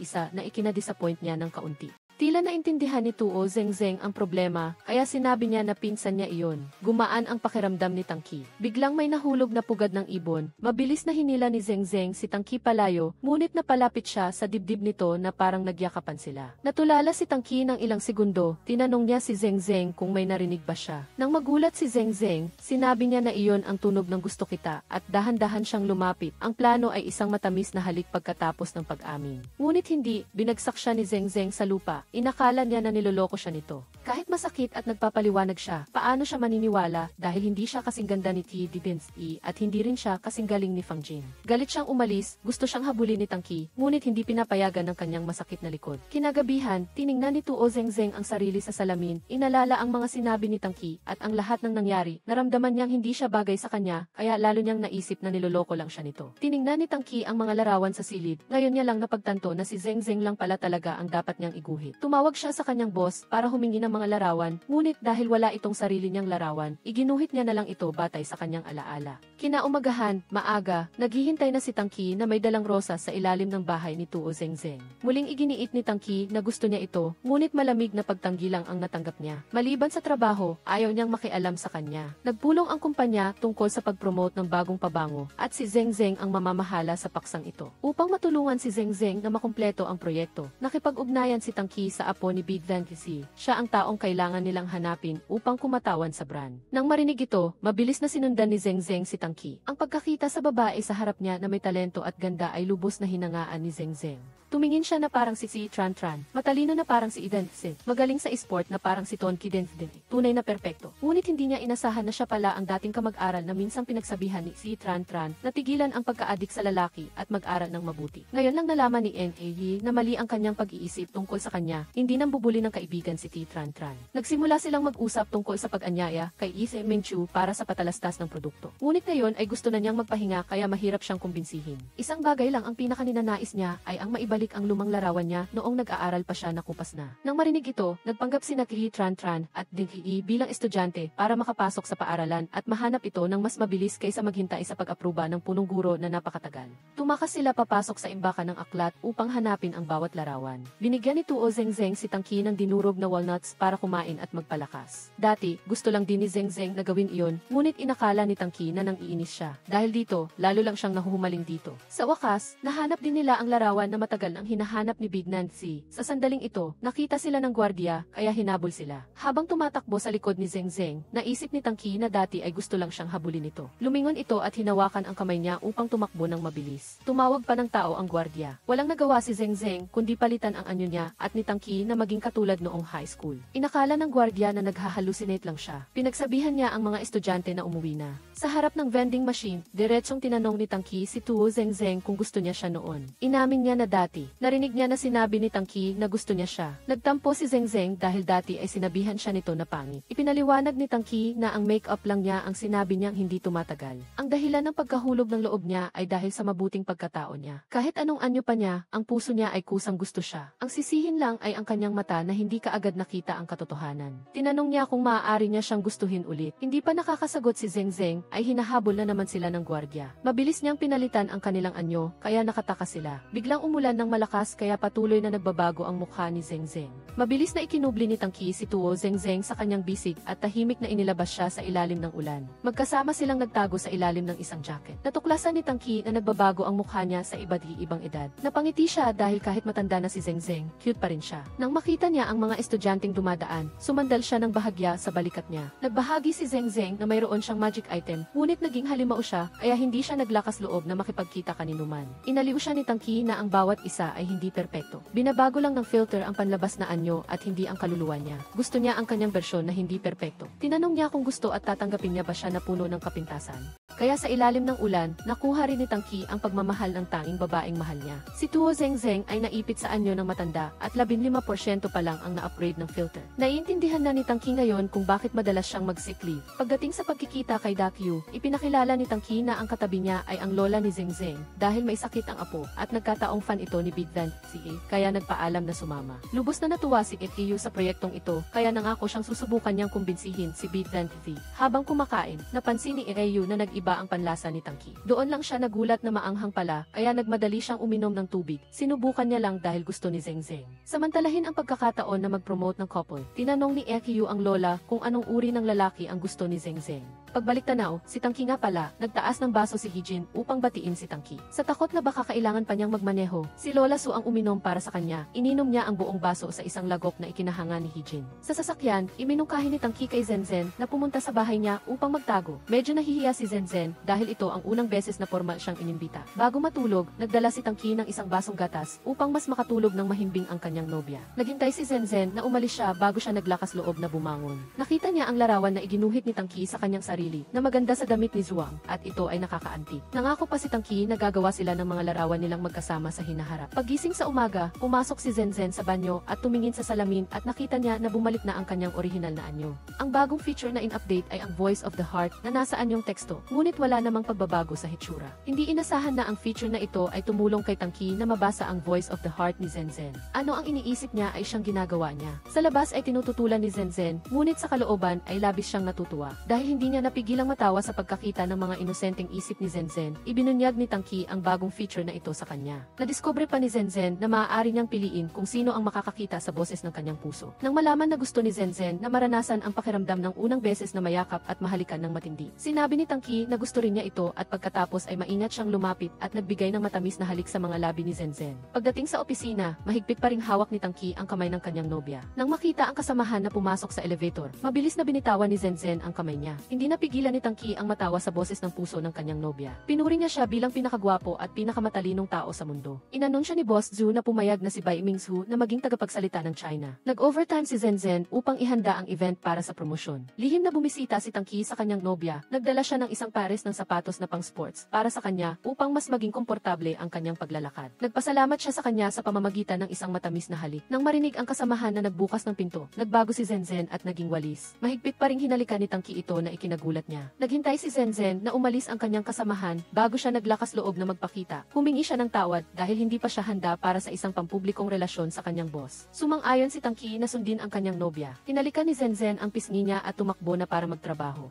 Pagkatapos ng trabaho, inihatid ni Tangki ang kanyang nobya pa uwi. Naghanda rin siya ng ilang supplement para makabawas sa pagod nito. Niyakap ni Zenzen ang kanyang nobyo bilang pasasalamat. Natuwa ang kanyang mga magulang dahil sa wakas ay nagkaroon na ng kasintahan ang kanilang bunso. Dahil ayaw ni Zenzen na iwanan siya, inihatid ni Tangki ang kanyang nobya sa bahay. Inakala ng mga magulang ni Zenzen na ipapakilala na ng kanilang anak ang kanyang nobyo, kaya nagmadali silang magpalit ng damit. Nagulat si Zenzen nang makita ang kanyang mga magulang na nakasuot ng formal na kasuotan pagpasok niya sa bahay. Medyo nadismaya sina Ehinhi at Sunang pumasok ang kanilang anak na mag-isa. Sa product launch, modernong tatlo ang dekorasyon ng entablado na gumawa ng epekto ng mga petal na nahuhulog. Sa backstage, biglang nagkaroon ng problema ang simulated image ni Bai Mingsu noong bata pa, kaya humingi ng pabor si Wang Yi kay MS Bai na umakyat muna sa entablado. Dahil hindi nakarating sa oras ang technical team, nagkaroon si Zenzen ng bagong ideya. Alam ni Tangki kung ano ang iniisip niya, kaya tumango siya bilang pagsang-ayon. Sa entablado, matapos kumanta ni MS Bai, biglang namatay ang ilaw. Nagkunwari si Zenzen na si MS Bai noong siya ay 20 taong gulang at biglang lumitaw sa entablado. Ginawa niyang si AVF Bai na 40 taong gulang si Tangki. Magkasama silang kumanta at nagtapos sa perpektong pagpapakilala ng pabango ng white pigyon na ikinatuwa ng lahat. Sa control room, huminga siya ng maluwag, pinapasok niya lamang ang technical staff at ipinaliwanag na ang makina na kakatapos lang ay nasira muli. Sa rooftop kitchen, nagtaas ng baso ang dalawang mag-asawa upang batiin ang matagumpay na paglulunsad at batiin din ang isa't isa dahil pagkatapos ng maraming pagsubok ay nagkaroon na sila ng mga kapareha.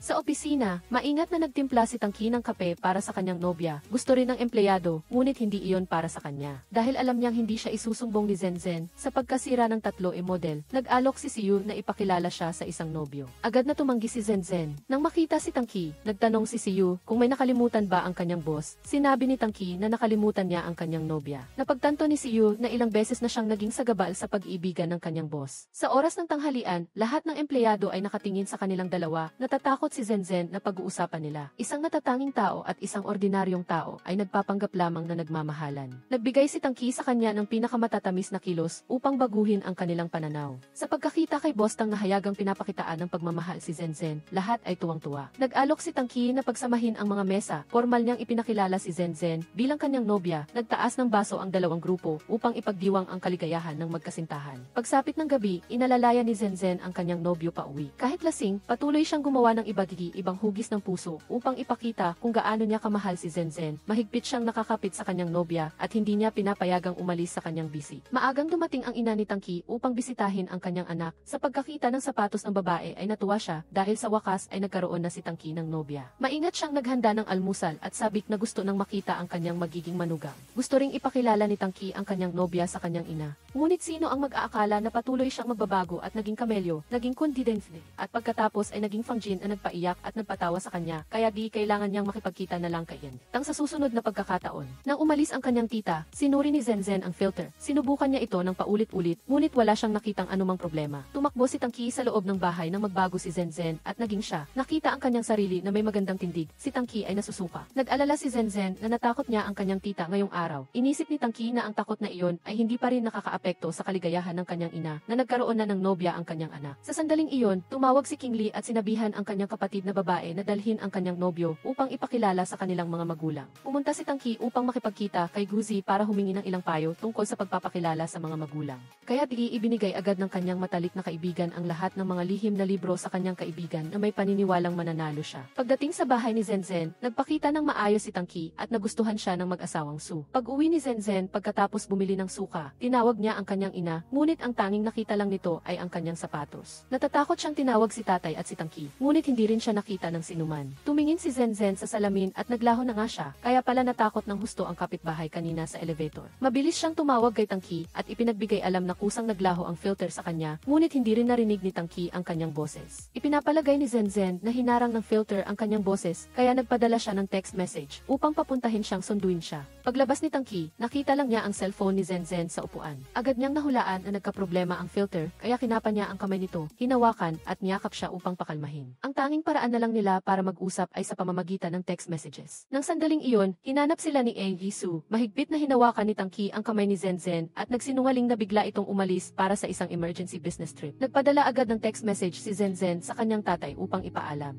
Sa hapagkainan, hiniling ni Tangki sa mag-asawa na ipakilala ang pelikulang pinapanood upang lihim niyang maibigay ang pagkain sa kanyang nobya. Kumakain at nanonood ng pelikula si Zenzen, kaya hindi niya napansin nang lumingon ang kanyang mga magulang. Takot na takot sina Eghimhi at Nimra, sunang makita ang drumstick ng manok na nakalutang sa hangin. Ipinaliwanag na lang ni Tangki na ito ay isang magic trick. Humingi pa siya ng pahintulot na ulitin ang performance upang ma-enjoy ng mag-asawa. Labis na naantig si Zenzen dahil sa pagmamalasakit ni Tangki sa kanya. Pag-uwi, napansin ni Tangki na ang lahat ng bagay na hawak ni Zenzen ay hindi naglaho maliban sa sarili niyang cellphone. Kinuha niya na na-digitize ng filter ang lahat ng bagay na may kaugnayan kay Zenzen at isinama ang imahe ng refleksyon sa pagitan ng totoo at virtual upang makabuo ng visual illusion na nagpaparamdam sa atin na hindi natin nakikita. Sa pamamagitan ng paglalarawan ni Zenzen, natapos na ni Tangki ang pagguhit ng portrait ng matandang babae na nagbigay sa kanya ng bracelet. Nang makita niya na gusto siyang hanapin ni Tangki sa gabi, pinigilan siya ni Zenzen, ngunit siya ay labis na nag-aalala. Hinalikan ni Zenzen sa labi si Tangki upang kumalma siya. Niyakap ni Tangki si Zenzen at nangakong haharapin niya ang lahat kasama niya. Pagising niya kinabukasan, hindi pa rin nakikita ni Zenzen ang kanyang sarili sa salamin. Pilit niyang tinanggal ang bracelet, ngunit walang silbi. Sa sala, tumawag si Tangki sa maraming tao upang tulungan siyang hanapin ang matandang babaeng nagbebenta ng bulaklak. Naramdaman niya ang yakap ni Zenzen, kaya nagmamadali siyang ibinaba ang tawag. Naghanda siya ng almusal para sa kanya. Kahit na labis na malungkot, iginuhit pa rin ni Zenzen ang nakangiting mukha ng kanyang nobyo. Sinabi niya sa kanya na maghintay sa bahay para sa kanyang balita. Alam ni Zenzen na natatakot si Tangki na baka mawala siya. Mabilis na kinain ni Zenzen ang tinapay na hugis puso bilang kapalit ng mga salitang gusto niyang sabihin bago siya umalis. Sa kagustuhang mabilis na maibalik ang kanyang anyo, naghanap si Zenzen sa matandang babaeng nagbebenta ng bulaklak. Napagtanto niya na ang mundo ng hindi nakikita ay puno ng hirap na parang sarili niyang mime show. Sa kabilang banda, nakarating na si Tangki sa huling tindahan ng bulaklak, ngunit wala pa ring nakakakilala sa matandang babaeng nagbebenta ng bulaklak. Sa sandaling iyon, paulit-ulit na tumunog ang wind chime, lumapit si Tangki at iniabot ang kanyang kamay sa hangin at tunay na nahawakan niya ang kamay ni Zenzen. Sa kabila ng kakaibang tingin ng iba, naglakad sila habang magkahawak kamay. Nag-text si Zenzen na gusto niyang harapin ang problema ng mag-isa. Sinisisi ni Tangki ang sarili dahil hindi niya napansin ang nararamdaman ng kanyang nobya, kaya pumayag siyang tulungan siyang makahanap ng solusyon. Naantig si Zenzen at hinalikan siya sa pisngi. Sa sandaling iyon, nakatanggap si Tangki ng balita mula sa pulisya. Nahanap nila ang profile ng isang taong kamukha ng matandang babaeng nagbebenta ng bulaklak, ngunit namatay na ito 2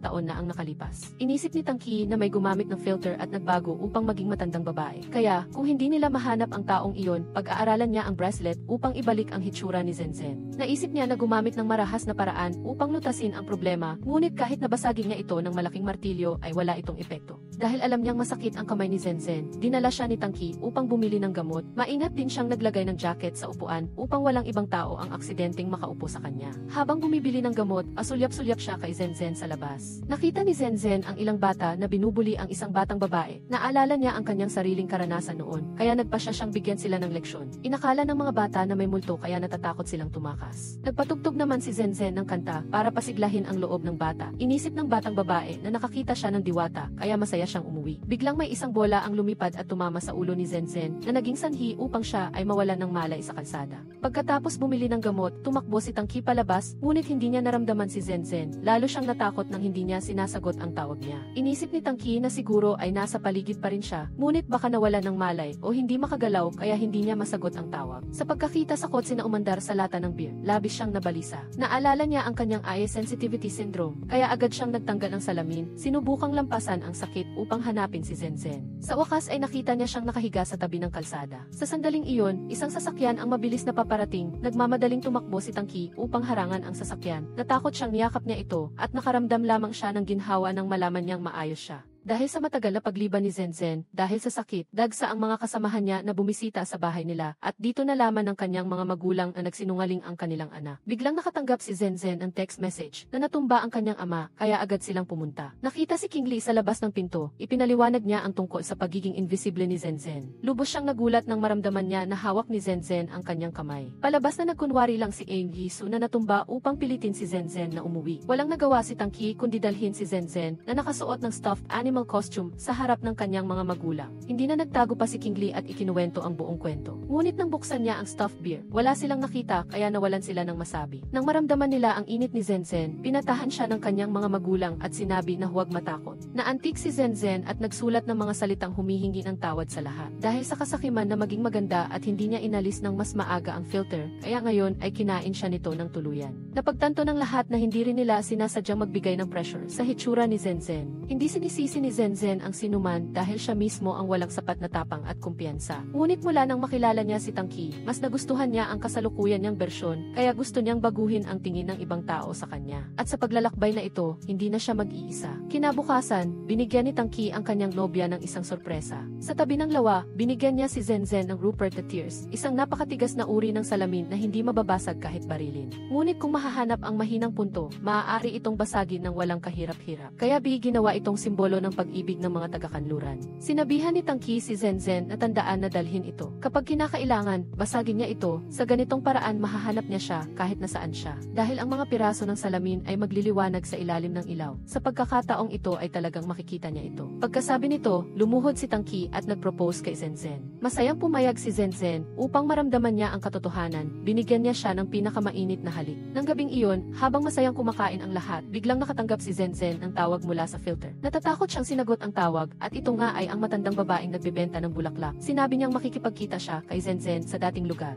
Sumama si Tang Qi kay Zenzen sa tagpuan dahil kasama niya siya ay nabawasan ang takot niya. Nang makita ni Zenzen ang matandang babae, nakita rin siya ng lahat at masaya silang naghiyawan. Lumapit ang matandang babae at nagpasalamat kay Zenzen sa paglahok sa pagsubok ng filter. Gusto niya itong ibigay sa kanya. Ngunit umaasa si Zenzen na maging sarili niya sa mga darating na araw kaya ibinalik niya ito sa matandang babae. Hindi inaasahan na madaling tanggalin ito ngayon. Pagkatapos, unti-unting nawala ang matandang babae sa malayo. Sa wakas, napanatag na si Zenzen na makasama si Tang Qi. Sa bahay, sabik na naghihintay ang lahat kay Zenzen. Nang makita ang stuffed animal costume, hindi nila maitago ang kanilang pagkabigo, ngunit nabigla sila nang makita ang anyo niya. Si Zenzen ay parang nakaligtas sa isang malaking sakuna. Masaya siyang bumalik sa mga bisig ng kanyang mga magulang. Naghanda ulit ang buong pamilya ng isang salu-salo upang ipagdiwang at masaya pa silang nagpa-picture bilang alaala ng araw na magkakaroon na ng dalawang mahal na lalaki si tatay. Nag-post ng couple picture sina Tang Qi at Zenzen at ang buong internet ay humanga sa kanilang totoong buhay na love story mula sa pagkapuot patungo sa pag-ibig. Maagang dumating si Tang Qi upang sunduin ang kanyang nobya papuntang trabaho. Nag-aalala pa siya tungkol sa masasamang komento sa online, ngunit masayang-masaya si Zenzen. Gaano ba siya ka-espesyal para mahalin ng isang napakagaling na lalaki na tulad niya? Masayang hinawakan ni Tang Qi ang kamay ng kanyang nobya papunta sa opisina. Hindi nila binitawan ang kamay ng isa't isa kahit sino pa ang makita nila. Malapit na magbukas ang kumpanya ng kauna-unahan nilang tindahan upang mapahusay ang karanasan ng mga customer sa mga produkto, kaya abala ang lahat sa pag-iisip ng mga bagong ideya sa marketing. Sinubukan ni Lin Yuan ang pregnancy test at nakita niya ang dalawang guhit kaya ipinagbigay alam niya ito kay Zenzen. Mukhang malaking balita ito kaya nagmadali siyang humingi ng leave kay Guzi. Dinala ni Zenzen si Lin Yuan sa doktor at hindi sinasadyang nakita rin niya si Guzi na nagdala ng kanyang ina sa doktor. Ang sitwasyon ng paghihiwalay ng kanyang pamilya ay nagpapahirap kay Lin Yuan na magkaroon ng sapat na kumpiyansa na magpalaki ng anak. Ayaw niyang panatilihin ang sanggol kaya hindi pa niya ito ipinapaalam kay Guzi. Ngunit ang appointment book sa obstetrics and gynecology sa kamay ni Zenzen ay nagpapataka sa kanya. Pagdating sa opisina, kinausap ni Guzi sina Tang Qi at Zenzen nang mag-isa upang tanungin, inakala niyang nagdadalang tao siya. Wala na siyang ibang pagpipilian, kaya umamin si Zenzen at sininyasan si Tang Qi. Agad siyang umarte na naguguluhan at pinatabi si Guzi upang harapin niya ang problema. Nahulaan niya na dinala ni Zenzen si Lin Yuan para sa check-up ng pagbubuntis at ikinuwento rin niya ang buong sitwasyon sa kanya. Pagkatapos ng trabaho, bumili si Guzi ng pagkain para sa kanyang nobya. Inihayag niya na alam ni Tang Qi ang tungkol sa pagbubuntis ni Zenzen at nagkataong narinig ito ni King Lee nang magdala siya ng sabaw para kay Lin Yuan. Ipinagbigay alam niya ito sa kanyang mga magulang kaya agad nilang ipinatawag sina Zenzen at Tang Qi pabalik upang magmadaling magpakasal. Dahil nakita niyang nahihirapan ang kanyang nobya, sinabi na lang ni Tang Qi ang katotohanan para sa kanya. Sa kabilang banda, nakita ni Lin Yuan kung gaano siya inaalagaan ni Guzi, kaya hindi na niya ito nagawang itago pa. Kinontrol ni Guzi ang kanyang emosyon at hindi siya nagalit. Niyakap ni Lin Yuan siya ng mahigpit, tila naresolba na ang mga bagay na nasa kanyang puso. Pauwi na sila, napanood ni Zenzen ang video na ipinadala ni Tang Qi. Alam niyang pagkatapos ng insidente sa filter, hindi na nag-i-edit o nagme-makeup si Zenzen, ngunit kinumbinsi niya siya na ang teknolohiya ay hindi mali. Ang problema ay kapag ito ay labis na ginagamit at iniasa, ngunit kung gagamitin ng tama ay magiging mas masaya, mas kumpisado, at makakaakit pa ng taong gusto mo. Kinabukasan, sinalubong ni Zenzen ang bagong araw sa pamamagitan ng magaan na makeup. Pagdating sa opisina, buong kumpiyansa niyang iprinesenta ang plano ng promosyon para sa bagong tindahan at lahat ay sumang-ayon. Inanyayahan ni Zenzen si Tangki sa lugar kung saan sila unang nagkita pagkatapos ng maraming taon. Muling nilikha ang tagpong iyon at doon lang niya napagtanto na siya pala iyon. Sinabi niya na kung nalaman lang niya na siya iyon, hindi na siya magdadalawang isip na lumapit. Hinila ni Tangki si Zenzen papalapit at binigyan siya ng matamis na halik. Biglang nakarinig ng sigaw ng magnanakaw. Nagmadaling itinulak ni Zenzen si Tangki upang habulin, pinatumba niya ito agad at ibinalik ang gamit sa may-ari. Pagbalik sa kanyang nobyo, gusto ni Zenzen na ipagpatuloy ang halik at nagkataon na umulan ng unang snow na akma sa romantikong kapaligiran para sa kanilang pag-ibig. Sa wakas ay inilunsad na ang unang tindahan ng Heaven as Decree. Sinubukan ni Zenzen ang online makeup technology. Nagpasya si Tangki na gamitin ang makeup remover wax bilang highlight product line. Gusto niya ang maingat na pagme-makeup ni Zenzen, ngunit mas mahal niya ang tunay na ganda nito. Agad na naunawaan ni Zenzen ang intensyon niya kahit na mag-makeup ka pa ng 3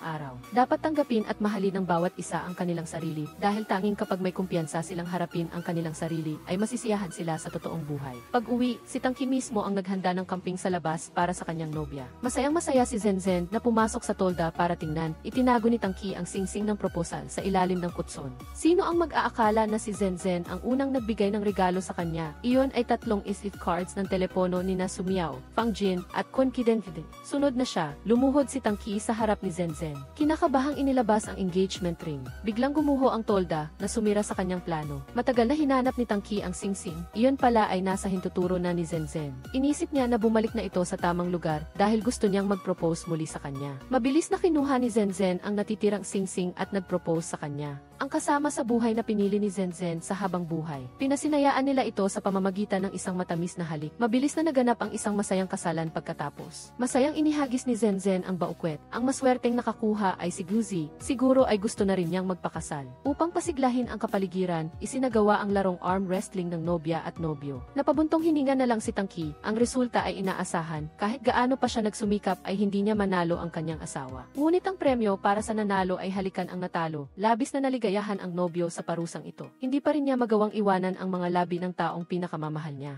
Sa paglipas ng panahon, ang sandaling pinakanaalala ay hindi kung gaano tayo perpekto noon, kundi kung gaano tayo naging totoo sa ating sarili. Sa ganitong paraan ay napapaganda natin ang sarili nating buhay. Ang pelikula ay nagtatapos na rito. Salamat at hanggang sa muli.